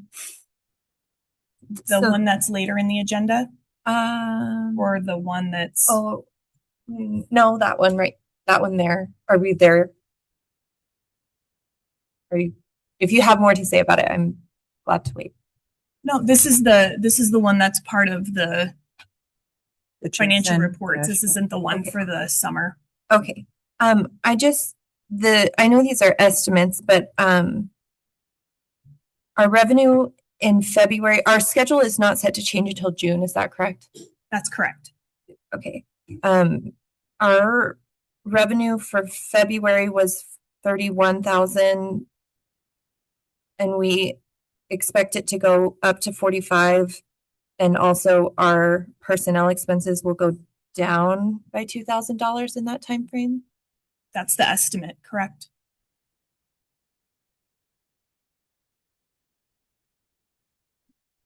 Okay.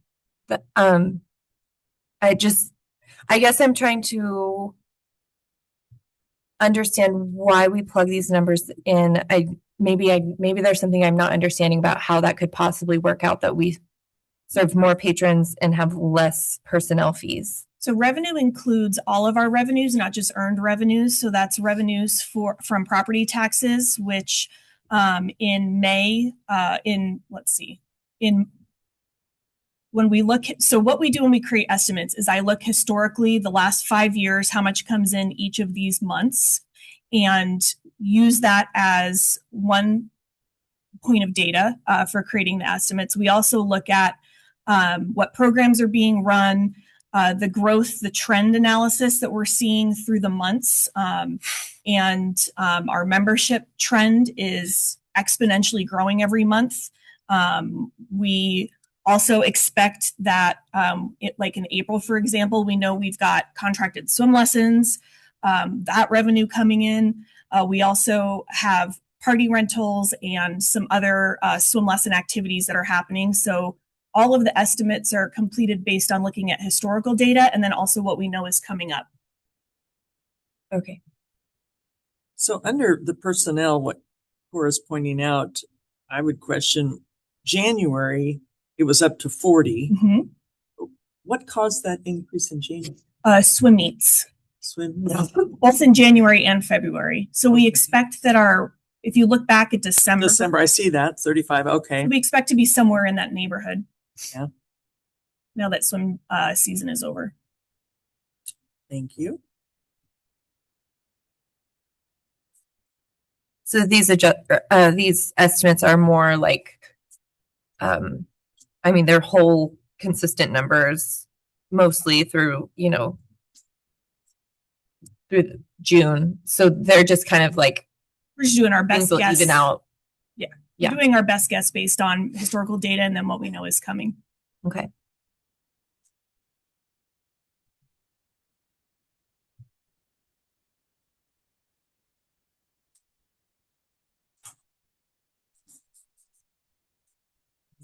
Yes. Any more questions? We good to move on? Okay. Move on. Consider approval of the consent agenda.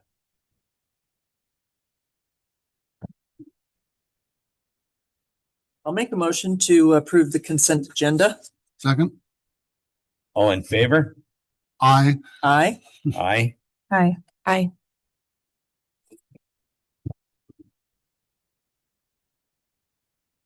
Then approve board work session and business meeting minutes, February 23rd, 2026. That's all included. Oh, it's all included? Okay. Good. Moving along. Okay. Number 9, consider approval of the fiscal year 2026-27 wage scale. I move we approve the fiscal year 2026-27 wage scale. We amend that with the minimum wage. With the amendment, the 2-cent amendment. With amendments. With amendment to the minimum wage. So we're looking at this 2026 employee wage scale right here. I don't. Wage pay scale. Yeah, correct. We start at 15. Where was the 14 that Christy brought up? It's just on the the deck attendant. 1505. Oh, okay. I apologize for missing that. 1405. 1405. Oh, it was 1405. It's the deck attendant. There it is. The one. The person that sits at the bottom of the slide. Thank you for pointing that out. That's the lowest starting. Do we actually start that low? Yeah, we start at 14 for deck attendant, so we need to make that 1405. Okay. Thank you. We appreciate it. Yeah, absolutely. So do we have to amend that? Can we amend that here? So, we had a motion on the floor. Oh, okay. I second the motion. All in favor? Discussion. Yeah, I would like discussion too. Of the wage scale? We haven't discussed it yet. Yeah. Yes. No. Only in our work session. The last month's work session, I think we talked about it. So, Mr. Chair, from a say procedural point of view, you can have a discussion, and then the person who made the motion can choose to change it or not, and then you can agree to change it or not. But you can have a discussion as part of it. I'll take a vote on Frank's motion. Make it simple. Or you could do that. Oh, well, I think according to Robert's rules, if we have a certain percentage of the board that wants discussion, then we pause the motion until we have the discussion, and then someone can call the rule. So I would like more discussion, but I'm happy to say my opinion with my vote if that is better. So I think it's a prudent issue that we could discuss. So first question I had, Courtney, is the aquatics program supervisor salary position. Yes, that is a salary position. Yes. That hasn't changed since I've been on the board that I can remember, and I don't remember how we came to that figure. I know it's not a position we have at this time, correct? Yeah, correct. We looked at the National Park and Recreation District salary study, We looked at a couple of other districts that we looked at Boardman. Gosh, this is a while. I don't remember who else we looked at, but we definitely looked at Boardman. Have we ever had an aquatics program supervisor? We had a recreation supervisor that was at the same level that did the duties of an aquatics program supervisor. So it was aquatics / rec. It was recreation. And that person fell within that starting and. Correct. Yeah. Yes. Wasn't there a history of, I mean, I think I can think of 2 aquatic professionals. Peyton, maybe you can help me. Eric and Tim. Eric, is that right? I don't know what years those are. Janelle, you probably know. And then Eric was the order. Yeah. Yeah. So is that this position? I know, is It this wasn't called that. We changed like the names of the different org chart.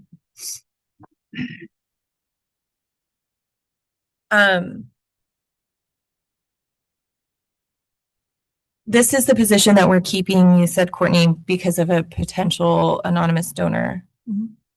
Yeah, the positions that are listed here that we do not currently have people in them are on there for that reason. Jean, were you thinking of looking at current salary for that to just make sure that it's accurate? I just couldn't remember where that came from. And if we, I don't think it's been updated. I know we have a lot of positions there that we don't really have, but the potential is there. Or they used to be there. Yeah. Like going back to the year 2020 when we had a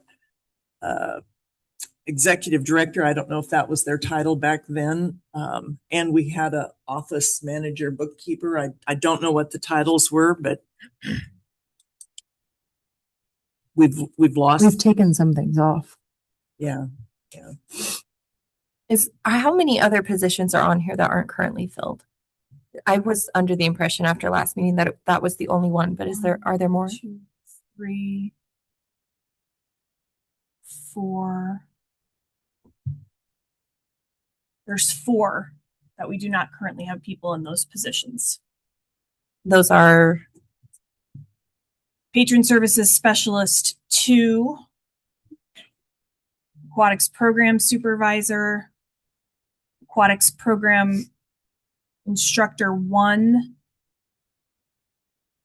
We did just promote someone with a lifeguard / patron service specialist 1. I was going to say patron service specialist 1, but we just promoted someone to be in that role too. So there's 3 that are not currently filled. And those are those all 3 under consideration with the anonymous those are donation? all roles that we would need to fill if we were to expand our schedule. Beyond what's proposed? Like, are we expecting to fill these this budget season, I guess, is my question. No. Not unless there's something that materializes to fund that. Yeah.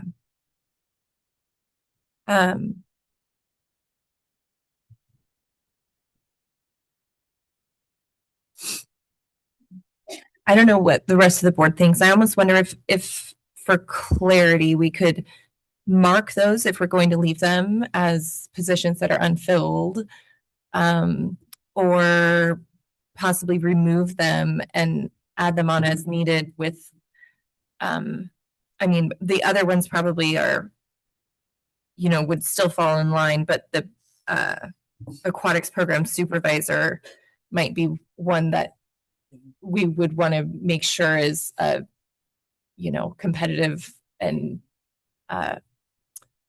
wage that's in line as we have with our executive director wage when we fill that spot. But I don't know what the timeline is, or I don't know what the plan is with the I think we could donor. address it at any time. And I will say, as an assessor, I might have a chief appraiser, an appraiser 1, appraiser 2, and appraiser 3. I'd all have them on my wage scale. Didn't mean I had bodies that filled those positions, but potentially I could. I had a vacancy and I was able to borrow or one out of Bend that came in at that level. Yeah. Or if you have staff who are at a level 1 and are performing at a really Transition. high level, and then they can be, so I would ask that you leave those positions on. Yeah, on the I'm wage good scale with for that leaving them on there. I just wanted clarification on them. Well, sorry. Yeah, I mean, I just don't, it might be worthwhile to look at the aquatics program supervisor salary, because just like pulling up data online, it's lower than that from 2024 to 26. Yeah, and I think when we looked at, I mean, the range probably covers the higher end. The average starting or median is 58 to 64,000. I think when we looked at the comparable water only districts that Bob brought us to, like, there were quite a few of the water only ones that I dove into their wage scales and their filled positions. And I mean, I just think if we don't have it filled, maybe we can just mark it that it's not filled. Or I do think if we're going to put it on a wage scale, we probably should make sure that information is current and we're being responsible. So board members, part of how the wage scale is built is by looking at all of the levels. And so if you wanted to provide direction to reduce the aquatics program supervisor, then we have to reduce all of those positions underneath it, because it's positioned appropriately with the high end of the other positions that it would be supervising. So if a majority of the board wants us to go back and rework the wage scale, we can do that. But that it would require reworking of the wage scale to do that, because right now it's positioned based on those that they would be supervising. So everything would change then on the wage scale? No, just under Or just- aquatics, right? Aquatics program lead would change. I would just like to add that this discussion also leads into our highest paid wage there, which we did have our consultant review, but there was not much discussion beyond our work session.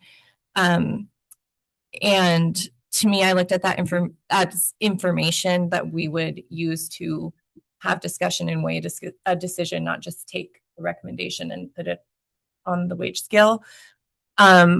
I really feel like the information that Bob gave us with the massive reduction in services that we have done, the aquatic only districts that he gave us to compare, Lebanon Aquatic, Greater St. Helens Aquatic, and Malala, their average was 82,566 for their top position, and they are able to provide a lot more hours.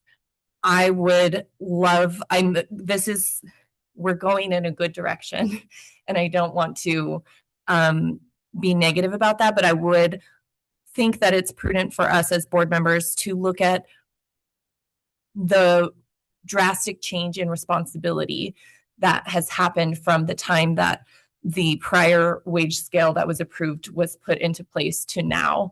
And I think that the 35% spread around that $82,000 average is a database number that we got from our consultant that we paid for. And the other thing that I would like to say on record is that the HR answers analysis that started this whole thing is actually lower. The one that was first rejected is actually lower than the top end of the wage scale that we're considering now. And I just think that is a really important thing for us as a board to be very transparent about, considering all of the community strife that has been the last year about this specific thing. So in looking at those other districts, did you also factor in that they had possibly support staff under their positions, such as an office manager or an administrative facilities? Yeah. Many of those, and I mean, we did talk about this with Bob, and I went over it in detail what I found in the last work session. But yeah, those districts were built around the budgets and the offerings that they have. And I think we're doing a disservice when we talk about that we're doing so great because we've right-sized our services and we have not right-sized our top wage. And then our second wage, we have unfilled and we can't change it because it'll change everything else. I think this is not the model that those other districts had. And I know that it's a point of contention on the board if we should pursue that or not. But yes, they had money to have those other positions because they weren't funneling $120,000 into their top position. And they also I think that's not the only reason. I think the other reason was they have other avenues of these are generating revenue from donors. Yeah, but they had donors, external donors. You're forgetting that part. That they have like other people funding their districts that we don't have here in our community. I think that's a huge key point, that they have bigger budgets to pay for like facilities manager, office manager to divide up the roles. Is like So, what Jean's saying. Is it your position that because we don't have extra donors, we should pay a higher wage? No, but I think that's an important piece, that they have a different budget than we do going into it. I think that, and that we have gotten rid of multiple positions that now our executive director has taken on because we cut so many positions in our district. We don't have an aquatics supervisor. We have an aquatics lead. We don't have a facilities person anymore. We don't have, $45,000 to $50,000 a year salary for an office person. Yeah. And we are paying for a grant writer so that our executive director with a master's degree wage can sit on a lifeguard chair. This is a management issue. She's still working on grants with the grant writer. Her hours can be leveraged better if we hire those other things. And note that the responsibilities have decreased. We do not have recreation. We have extremely cut our hours. When this wage scale discussion started and the up to $148,000 wage scale was approved by this board, the district was different. It was a full-blown rec district when those things were being pulled. But this all goes back to the foundation of the district once again, that there was no maintenance reserve. And we've had multiple setbacks based on that have caused huge deficits in our budget where we've had to make cuts. Like that is a huge impact that has been a trajectory since this district started on a 25 cents on the thousand permanent rate. It's like a chronic problem that was never planned for in the beginning. And we're not fixing it by cutting one person's salary by like 40,000 and trying to find someone that's going to do that job that doesn't have the education or background to do it. It's just going to create more problems that we had in the beginning with people stealing money and not running it properly or following safety policies. I think that we've been very creative in cutting programs and saying that we're doing what's fiscally responsible. And we haven't been creative at all in looking at why did this district start with those positions split up and how many people can we pay with this salary to split those duties to be more efficient. Or going back to the 2020, I guess maybe 2020 everything was going along good. We came out of COVID and we had some extra COVID money. We had an executive director that was making over $90,000 a year. And we had an office manager that was probably making 45, 46. I don't know exact, but that's pretty close. We can't afford that. Yeah, that's not what I'm suggesting. Well, what are you suggesting? Give me your ideas. My ears are wide open. Yeah, I'm suggesting that look at these other districts. Their top, they have $30,000 to, Bob went through this in Sisters, right? He talked about hiring a part-time admin staff, and he talked about that they did that in Prineville. That's what they have done. These other aquatic districts, they have had their top people have high retention, 10, 15, 20 years, and they're being paid much less than ours. And maybe, they are an aquatic only district. Maybe we need to take a closer look as a board at why those districts are doing well and why, if we really believe that this district was set up to fail, that this is going to save us, because it hasn't been going well. But I think, can you agree I think the whole community can agree. This district was set up to fail. Yeah. It was passed with a 25-cent operating levy. In the first year of operation, those that were here know that because of COSI, Brightwood, and Keys, it kept us open. For years, they have been great because And it the Bean was set Foundation. up to fail from the Yeah. beginning. 25 cents doesn't even cover our basic utilities to keep the lights on up there. And you see that in the budget. Yeah. So give me the solid thought that you have. Where are we going to get the money? Let's hire the executive director in at $85,000. Where do we get the $45,000 to hire in the bookkeeper and the office manager? And a new facilities person to do all the maintenance. Let's hire in an aquatics professional to come in and run the pool, and an office person to come in and run the office. This gentleman made an excellent point that our community has a base salary, an average salary of $40,000. And for us to sit up here as a board who's cutting services constantly because we don't have enough money to pay our staff, to say that we have to pay someone $90,000 to $121,000 to move to our community and work and live here. How much faith do we have in our community and the people that are here? I am not saying that we rehire someone with a master's degree for $80,000 who's going to be a CPO and a lifeguard. I don't think that that is a good use of time, and you're not going to find someone with a master's degree that's willing to do those things. Okay, so doesn't sound like we're going to really change any minds. We've had the discussion. I'm going to call a question for the vote. We have a motion. We have a motion. First, you have to vote on the call question. So We have can a vote. second, right? Yeah. Right? Well, no, you vote on the call to question. Yeah. So if you want to stop discussion, you're going to vote yes on the call to question. If you want to continue discussing, then you're going to vote no on the call to question. So that's the first vote. And then if it passes, then you go to the original motion. If it fails, then you continue discussing. So is the original motion to adopt the employee wage scale as it is presented in front of us? With Plus the 5-cent change to the deck attendant position. That's the original motion. we have to call to end the discussion first. Yes. Yes, sir. Aye. To end the discussion? Yes. Aye. Yeah. Yes, aye. End the discussion. Aye. Nay. 4 in favor, 1 against. So now we have a motion.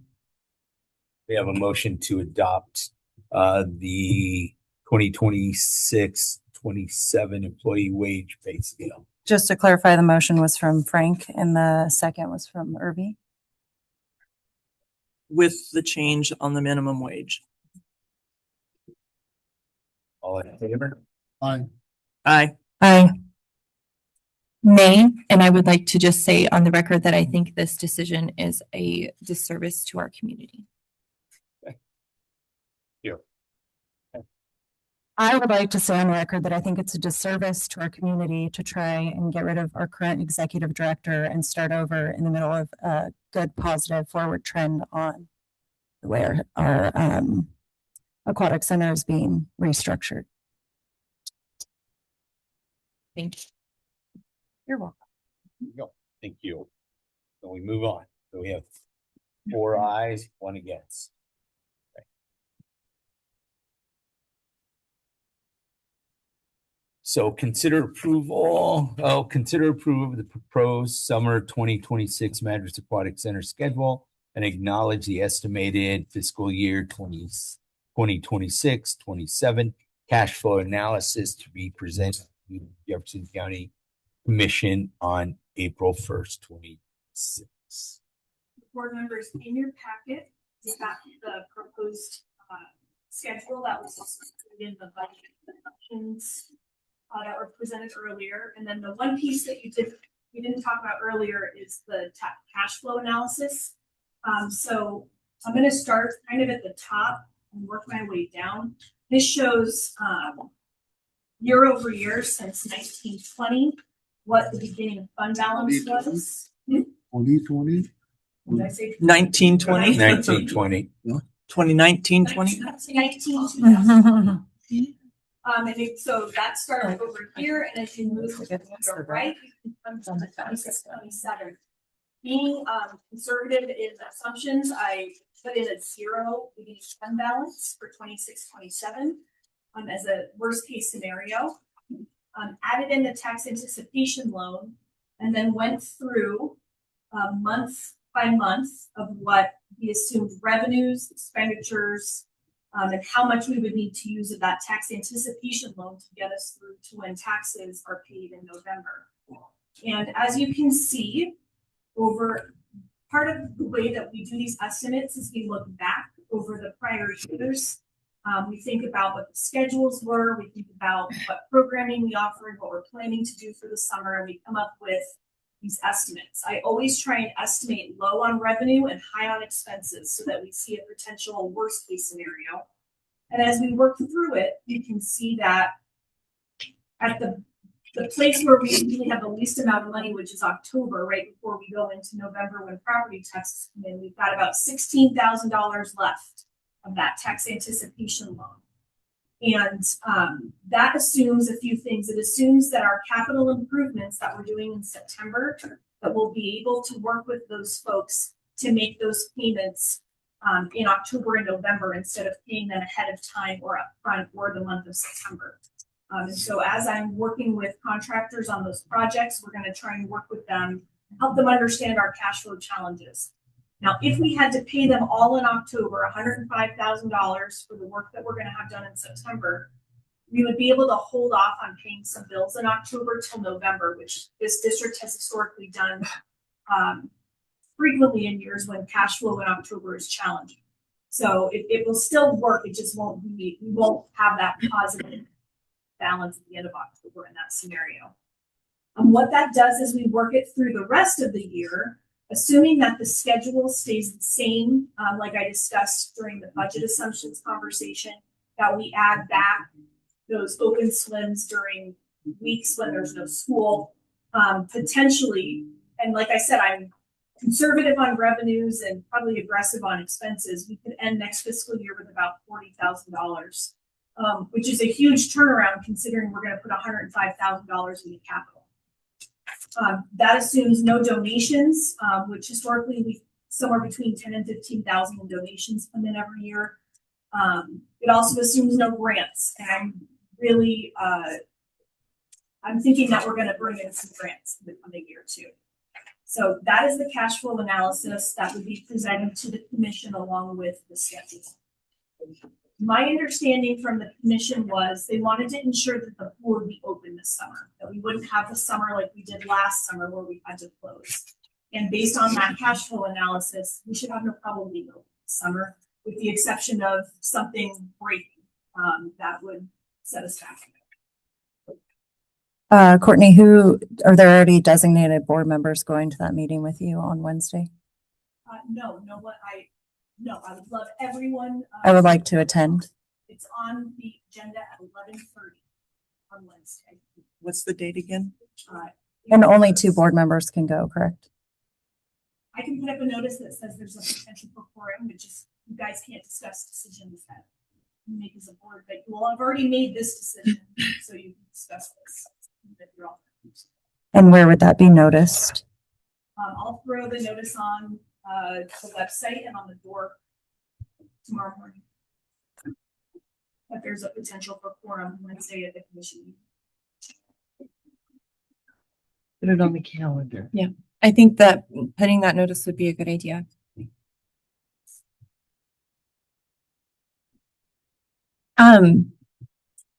Can I ask a question about the historical numbers on this sheet? Were you here in 1920 in that fiscal year? 20. I was assisting the executive director. I was not officially, I was in and out. Okay, I just have questions about like what the fundamental operating differences are between like 1920 and I know well, what was the last year that we were open in the summer? Would it have been 24, 25? Because 25, the summer of 25 is when we were closed. So it's 20 to 26, but that reflects no summer. Okay. So like in 1920, the total revenues over the Jason months was $734,621, with expenses being $620,000.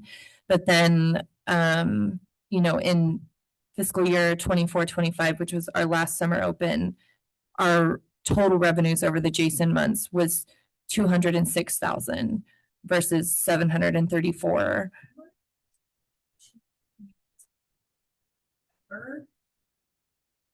In those first, I'll have to go back and look at Yeah, it's a big spread, and it looks like a trend, right? If you watch it from 1920, 2021, 21, 22. And I just wonder if we've ever thought as a board what the major operational differences were between those times. Well, I know COVID shut down, right? But that was, 1920, and then 2021 was also 714. That is a calculation error. It's adding the actual revenues in 1920 over the JSO months is 162,800. So I think those two columns have a calculation error, and they're adding in November instead of stopping in October. So it looks like I'll go back and fix that before Wednesday. 22-23 was the highest, and then it starts trending down. 23-24, 24-25. It's on a downward trend. 22-20 was the last year that we were fully staffed. Didn't have to make cuts in staff and hours.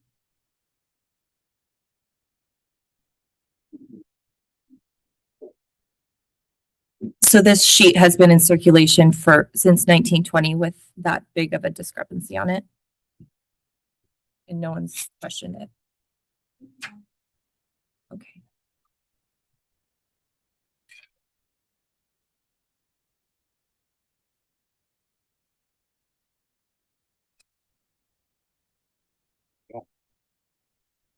Gone.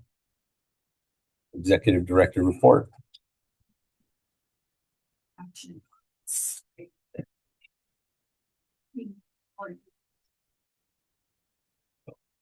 You want a motion? I move to consider approval of the proposed summer 2026 Madras Aquatic Center schedule and acknowledge the estimated fiscal year 2026-27 cash flow analysis to be presented to the Jefferson County Commission on April 1, 2026. I'll second. All in favor? Aye. Aye. Aye. I'm going to vote nay. And for the record, I just don't believe that the schedule is indicative of what our community has been asking for. That's all.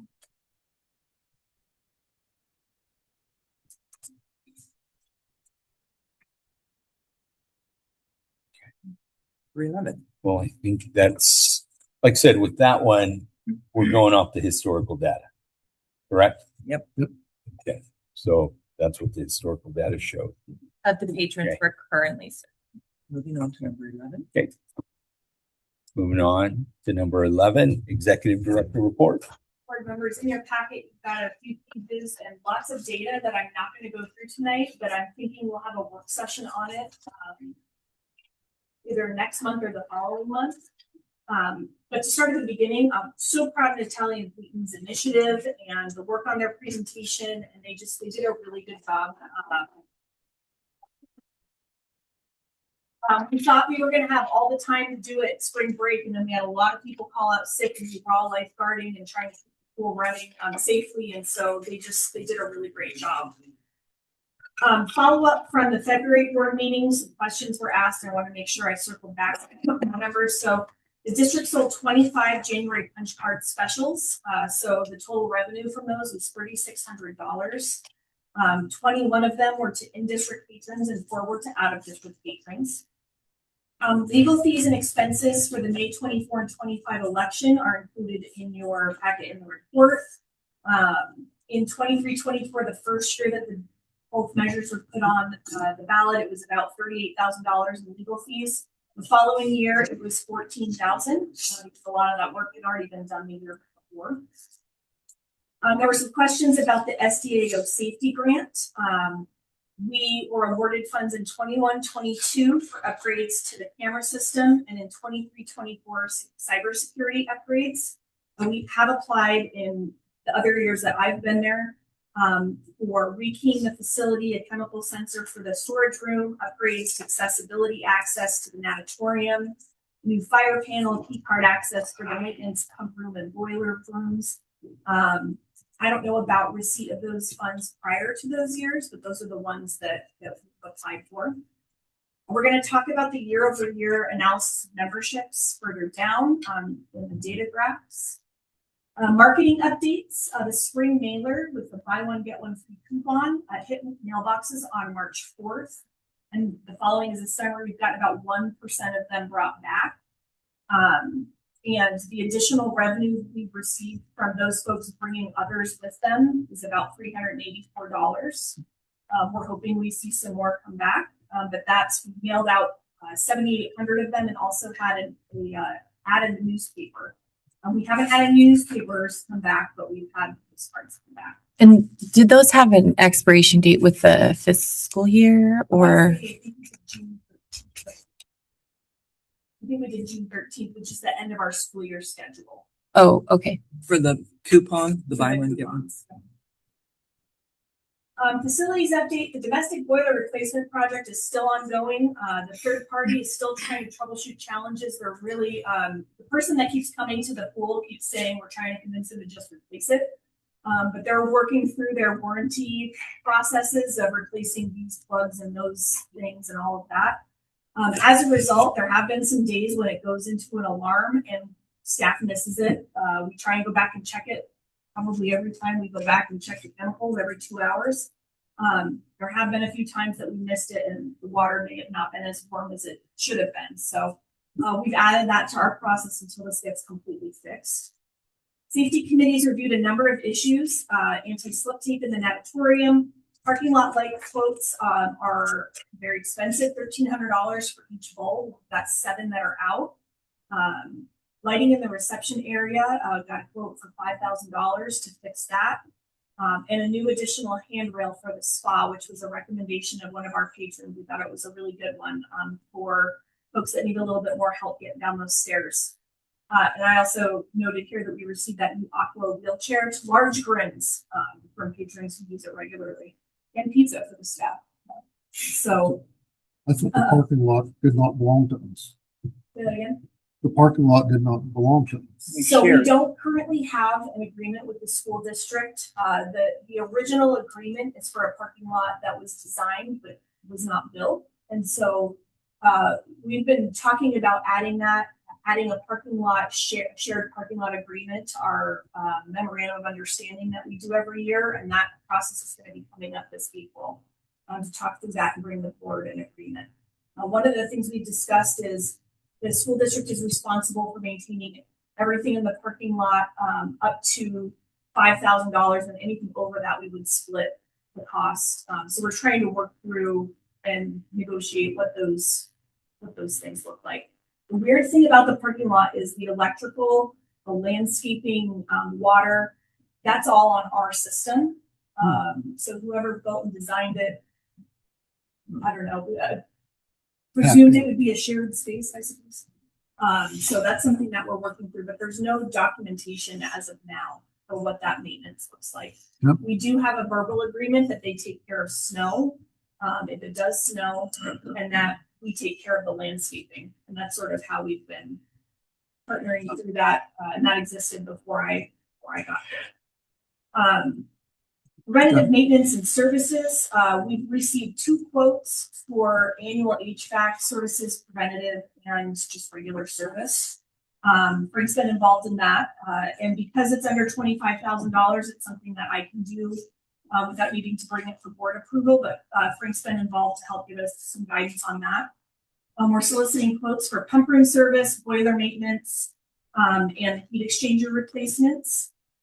We met with Mirtha Pools and did an on-site walkthrough, as well as a third party that will construct the project for Mirtha. So they give us a quote for the Mirtha materials, and then they tell us who we can use to build it. The pool liners, he said that the pools are in great condition for their age. The pool liners are going to need to be replaced in 3 to 5 years. And the estimate for those materials is $420,000. And they said that labor is usually double that. So we're looking at about an $850,000 project. Part of this is us getting together that list of projects that we know are coming in the next 3 to 10 years for the board to have a discussion about whether it's a bond or try to do a local option levy that has enough room in it for non-bond financing. So there's more discussions to come about this, but we're collecting the data we need for that process. We received a communication from the company that's doing the COCC Madras campus solar project. One of our wonderful regular patrons asked them for a quote for what it would cost to put solar on the MAC. The contractor called me and said, "Is this for real? Should I really do this?" And I said, "Actually, that'd be really good information for us to have." So we got the quote. It's about $505,000 to cover the roof in solar panels. With tax credits that are available, it brings the project cost down to be around $290,000, and it's a 5-year return on that investment because of how much power savings we would see.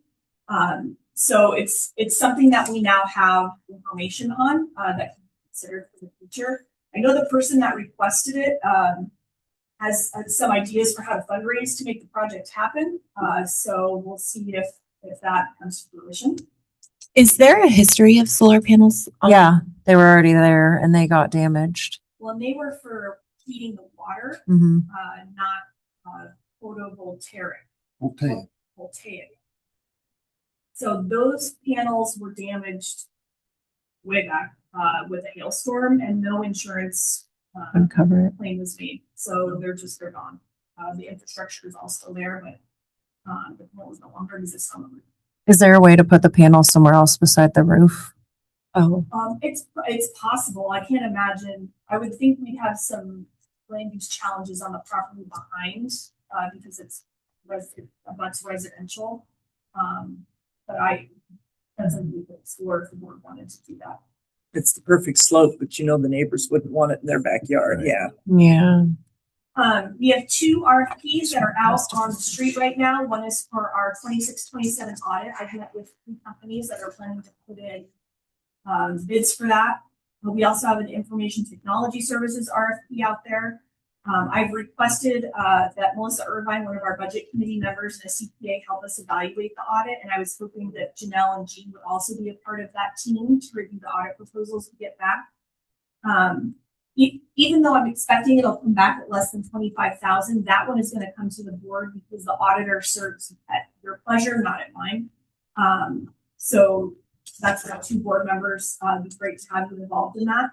The technology proposals, I presume, will come back at under $25,000, and so that'll be a decision that we make as a core 5 team. Unless anyone is excited to read technology proposals, and then we would love to have a board member participate if you'd like. There's a bunch of data graphs below that I've provided, as well as a prospectus on what it would look like to add hours and staff to the pool as it relates to that anonymous benefactor. And so I wanted the board to have that information.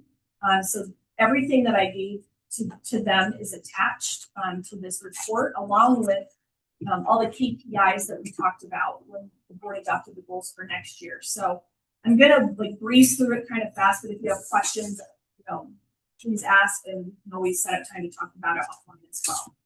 So the first attachment is an analysis of our current MAC schedule. It shows actual wages from March 1st to 7th when we were fully staffed. And, these days I feel gaslighted sometimes and I don't know what I'm doing, if I'm being really honest. And when I did this analysis and the annual payroll costs came out to exactly what we budgeted, I felt validated and was really excited to continue doing this work. Facility operational costs is shown for all of those things that make the pool run: electricity, all our utilities, chemicals, consumable supplies, and it costs about $1,000, $1,056 a day to operate, to pay for that part of operating the pool. So if we expanded hours and staff put this option A together as our recommendation for what would work best based on historical usage data and feedback, we would need an additional $197,000 to go up to 45 hours of operating per week. That's with evening sessions Tuesday through Saturday. That's adding additional open swims and would require that we hire some more full-time folks. Our lifeguards generally are cost recovered from fees. It's the full-time backbone staff that are not generally cost recovered. Then we did, okay, what if we were open all the days, Tuesday to Sunday. We went up to 61 hours a week. The total new funding that would be needed for that is $474,000. From our perspective, as a staff team, we feel like this is a waste of taxpayer money because we were open for 1 or 2 people who are swimming. We really believe in looking at the data and the usage and doing what's best for the most and trying to get all of our stakeholders a piece of the time in the pool. In addition to that, this benefactor requested some data about our operations. So in your packet, you have drop-in fitness class participation going back to October of 2023, really going back to November 23 when we started tracking it. Because it's a drop-in activity, we have to track it by hand. We don't track it through the system. So this is data that our instructors have collected and that now Amanda is collecting. So is this telling me that in January of this year, we had 254 people in chair aerobics, aqua healing? Yeah, that's awesome. Yes. And then I'm gonna keep going. Swim lesson revenues and participation by type. You can see the revenues are the bars, and then you see the lines that are all the different types of swim lessons. Part of why you're seeing a huge drop in group swim lessons is because we didn't offer them in the summer, and the summer is a big time for group swim lessons. So we're looking forward to seeing a spike the other direction as we go into summer of 2026. But you can see that Little Otters is growing exponentially, and that we think that we may have hit a peak on private swim lessons back in 23-24, but we're still seeing some private swim lessons. And again, the summer is a time when we see a lot of those folks come out. The next slide is the total number of members and percent of memberships by type. As of the end of March 27th, we had 826 memberships. It's the most we've had in 7 years at the Aquatic Center. So we're really excited to see this data. We think that third-party insurance is a huge draw for a lot of folks who need that low-impact workout. So we're really excited about how memberships have been growing exponentially. And I'm sorry, the third-party membership, that is the Active Fit, Silver Fit, and you said it's reimbursement can sometimes be $4. And if they visit, how many times? So it depends on which program. So one of the big changes this last year is Medicare changed their third-party provider. So prior to December, we were getting $27 per person enrolled. Now we get $4 per time they come, with a maximum of $27 if they come 6 times or more. So we've seen our revenues go down a little bit because it used to be if they came once in the month, we got the $27. Now if they come once, we get $4. So good for Medicare in terms of what they're paying out. Not great for us. But we're telling folks when they sign up, please come at least 6 times so we get our, the whole $27. And they've been great about saying they were going to do their best. The next slide just shows memberships by residency, and you can see our out-of-district memberships have grown quite a bit in the last 2 years, and I would attribute that to that third-party silver and fit, active and fit, all of those memberships that we now offer. Membership count and revenue, you can see what the revenue looks like per membership count. In 21-22, you see this big spike because St. Charles was funding all of the doctor's offices in Jefferson County to write prescriptions for the Fitness RX program. And they stopped doing that in 23-24 because it got too expensive for them to do. This is an area that our grant writer is looking at so that we can find grant funds to help fund all those other doctor's offices to write those Fitness RX programs. Drop-in count and revenue, you can see the change years over year. In 17-18, you see this spike because of the solar eclipse. And then you can see that when we were at our highest staffing level and offering the most, we also kind of peaked out. I'm confident that we're going to see this bounce back as we go into the summer. But you can see that COVID changed behavior patterns and participation, and at the same time, we started having maintenance issues and that back on our staff. This next line, this next graph, I want to spend a minute and talk about it because I think this graph helped our staff think about it helped me think about adding more open space. And that's because you can see that back in 2020, 2021, drop-ins were where we were getting 60% of our aquatics revenues. And now drop-ins are the lowest. Now, all of these other things have gone up, and you see that it's kind of bunched together. That tells me that we're balancing our stakeholders well. But I do want to see this number come up more than where it is right now. So that's part of why we're saying, yes, we're doing good by our members. Our memberships are up. We're doing better with facility rentals than we were back, 6 years ago. But our drop-ins have come down quite a bit. So that's why we're proposing adding more of those times.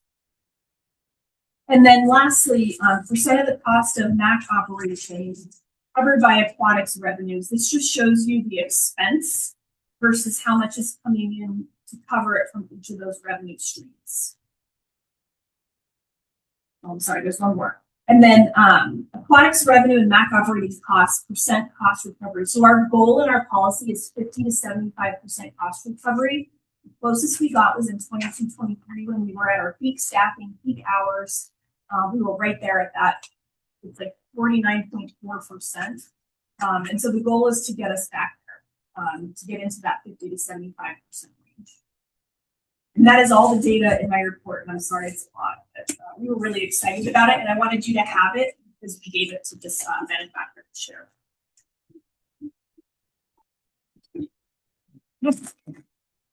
Thank you. Yes.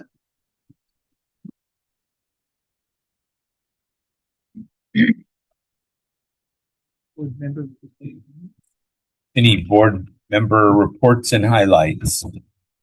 Finally have a highlight this month, but you guys have already kind of heard it because You hung out at the open swim with Natalia.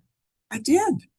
I filled out my volunteer agreement, and maybe one of these days when she's sick or she's got an appointment, I get to sit in her chair. But I'm going to tell you, I would encourage each and every board member just to spend 1 hour when there's an open rec swim where these people are coming into the facility, the energy level, the excitement. It was phenomenal. I really enjoyed it. And it was interesting. People from Gresham, of course, it was spring break. They were going to go to Canita, but they decided to go here because we had toys. Prineville, Redmond, Bend, punch cards are coming in, coupons. Yeah. There was a lot of fun. Yeah. My highlight, I had a patient today who was raving about Eva's classes, her chair aerobics. and excited because I guess she's been out of town, and she was like, this week I get to go back to her class, and I'm so excited that she's back. I should make it a point to go to one of those because I really think in order to feel the energy and the excitement that's happening up there, we need to experience. I mean, the staff tells us, but until you experience, I've taken grandkids up to those open swims, but just to sit there from a different perspective, not watching the grandkids swim, it's a whole new ballgame. Watching those deck attendants keep track of those kids coming down the slides, it's coming out of the slides. It was a lot of fun, new experience. Yep. I have two. Okay. One, I want to remind the board that during executive this session, that what is said in that session cannot be discussed with anybody, family, friends, anybody else. It comes with some pretty extensive fines if you're found to be doing that. So what's in the executive decision stays with us. Okay. That, the other thing is on roughly March 12th, I got a prospective petition for recall from the county clerk. And one of the things that we've gone through here since the failure of the last board meeting is quite a bit extensive scrutiny of how the board and the pool operates, making sure everything is legal, ethical, and above board transparent. We have had many, in my mind, many ethical complaints turned in, none of which were, or all of which were denied. And we're still dealing with some of that sort of stuff. So when I got this petition, of course, it affected me. So I read through it. I believe that all four of the board members got the petition. And right at the start, it says supplying false information on this form may result in the conviction of a felony with a fine up to $125,000 and or a prison term of up to 5 years. That's for factual errors. It also says down in there that I hereby state that any factual information, not a matter of opinion, in the above statement is true. So opinions aren't allowed in the statement as well. So Nikki Carson signed this as everything being factual. So I got several opinions. All were in agreement that there was not factual, everything in here was not factual, and that there was some opinions posted as well. When somebody says we believe, that's an opinion, that's not a fact. So following through on that, I've talked with the sheriff department, the district attorney, and just recently sent this along with the backup data that I had easily to hand to the Secretary of State. They're going to review it, ask me for additional information to see if we can prosecute this. And I'll let you know what happens when I hear it. Yep.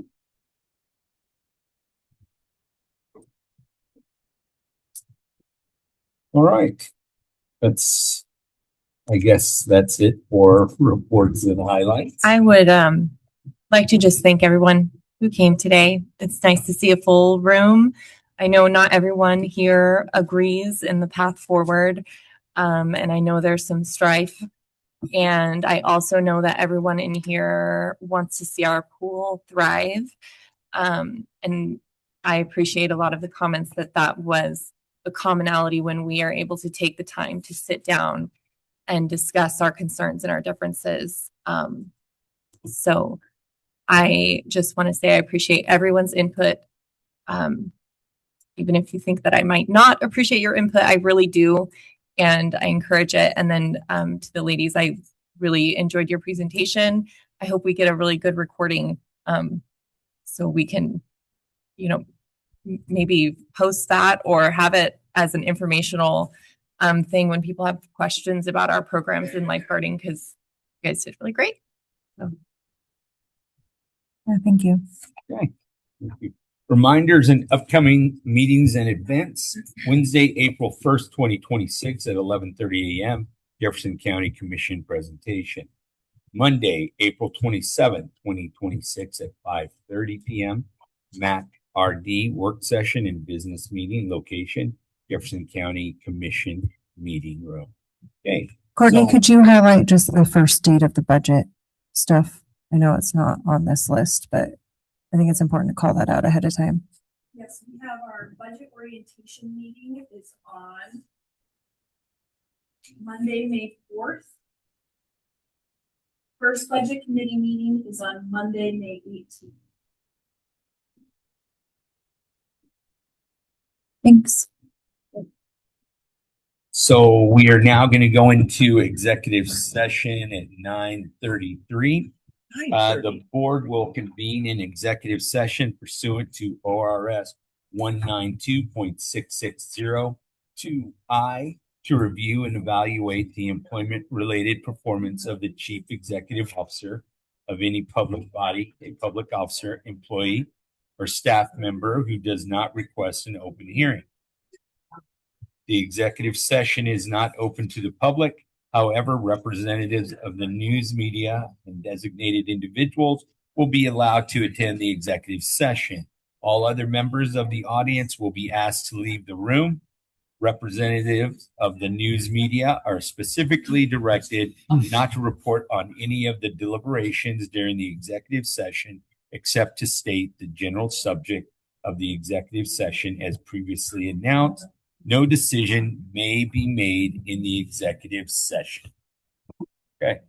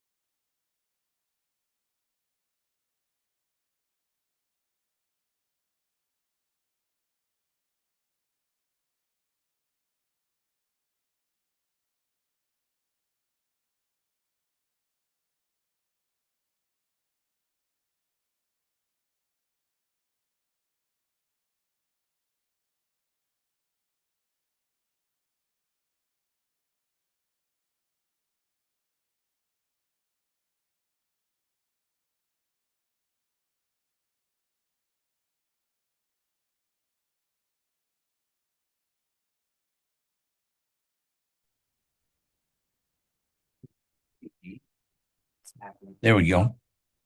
Okay, so we are exiting executive session at 10:18 p.m.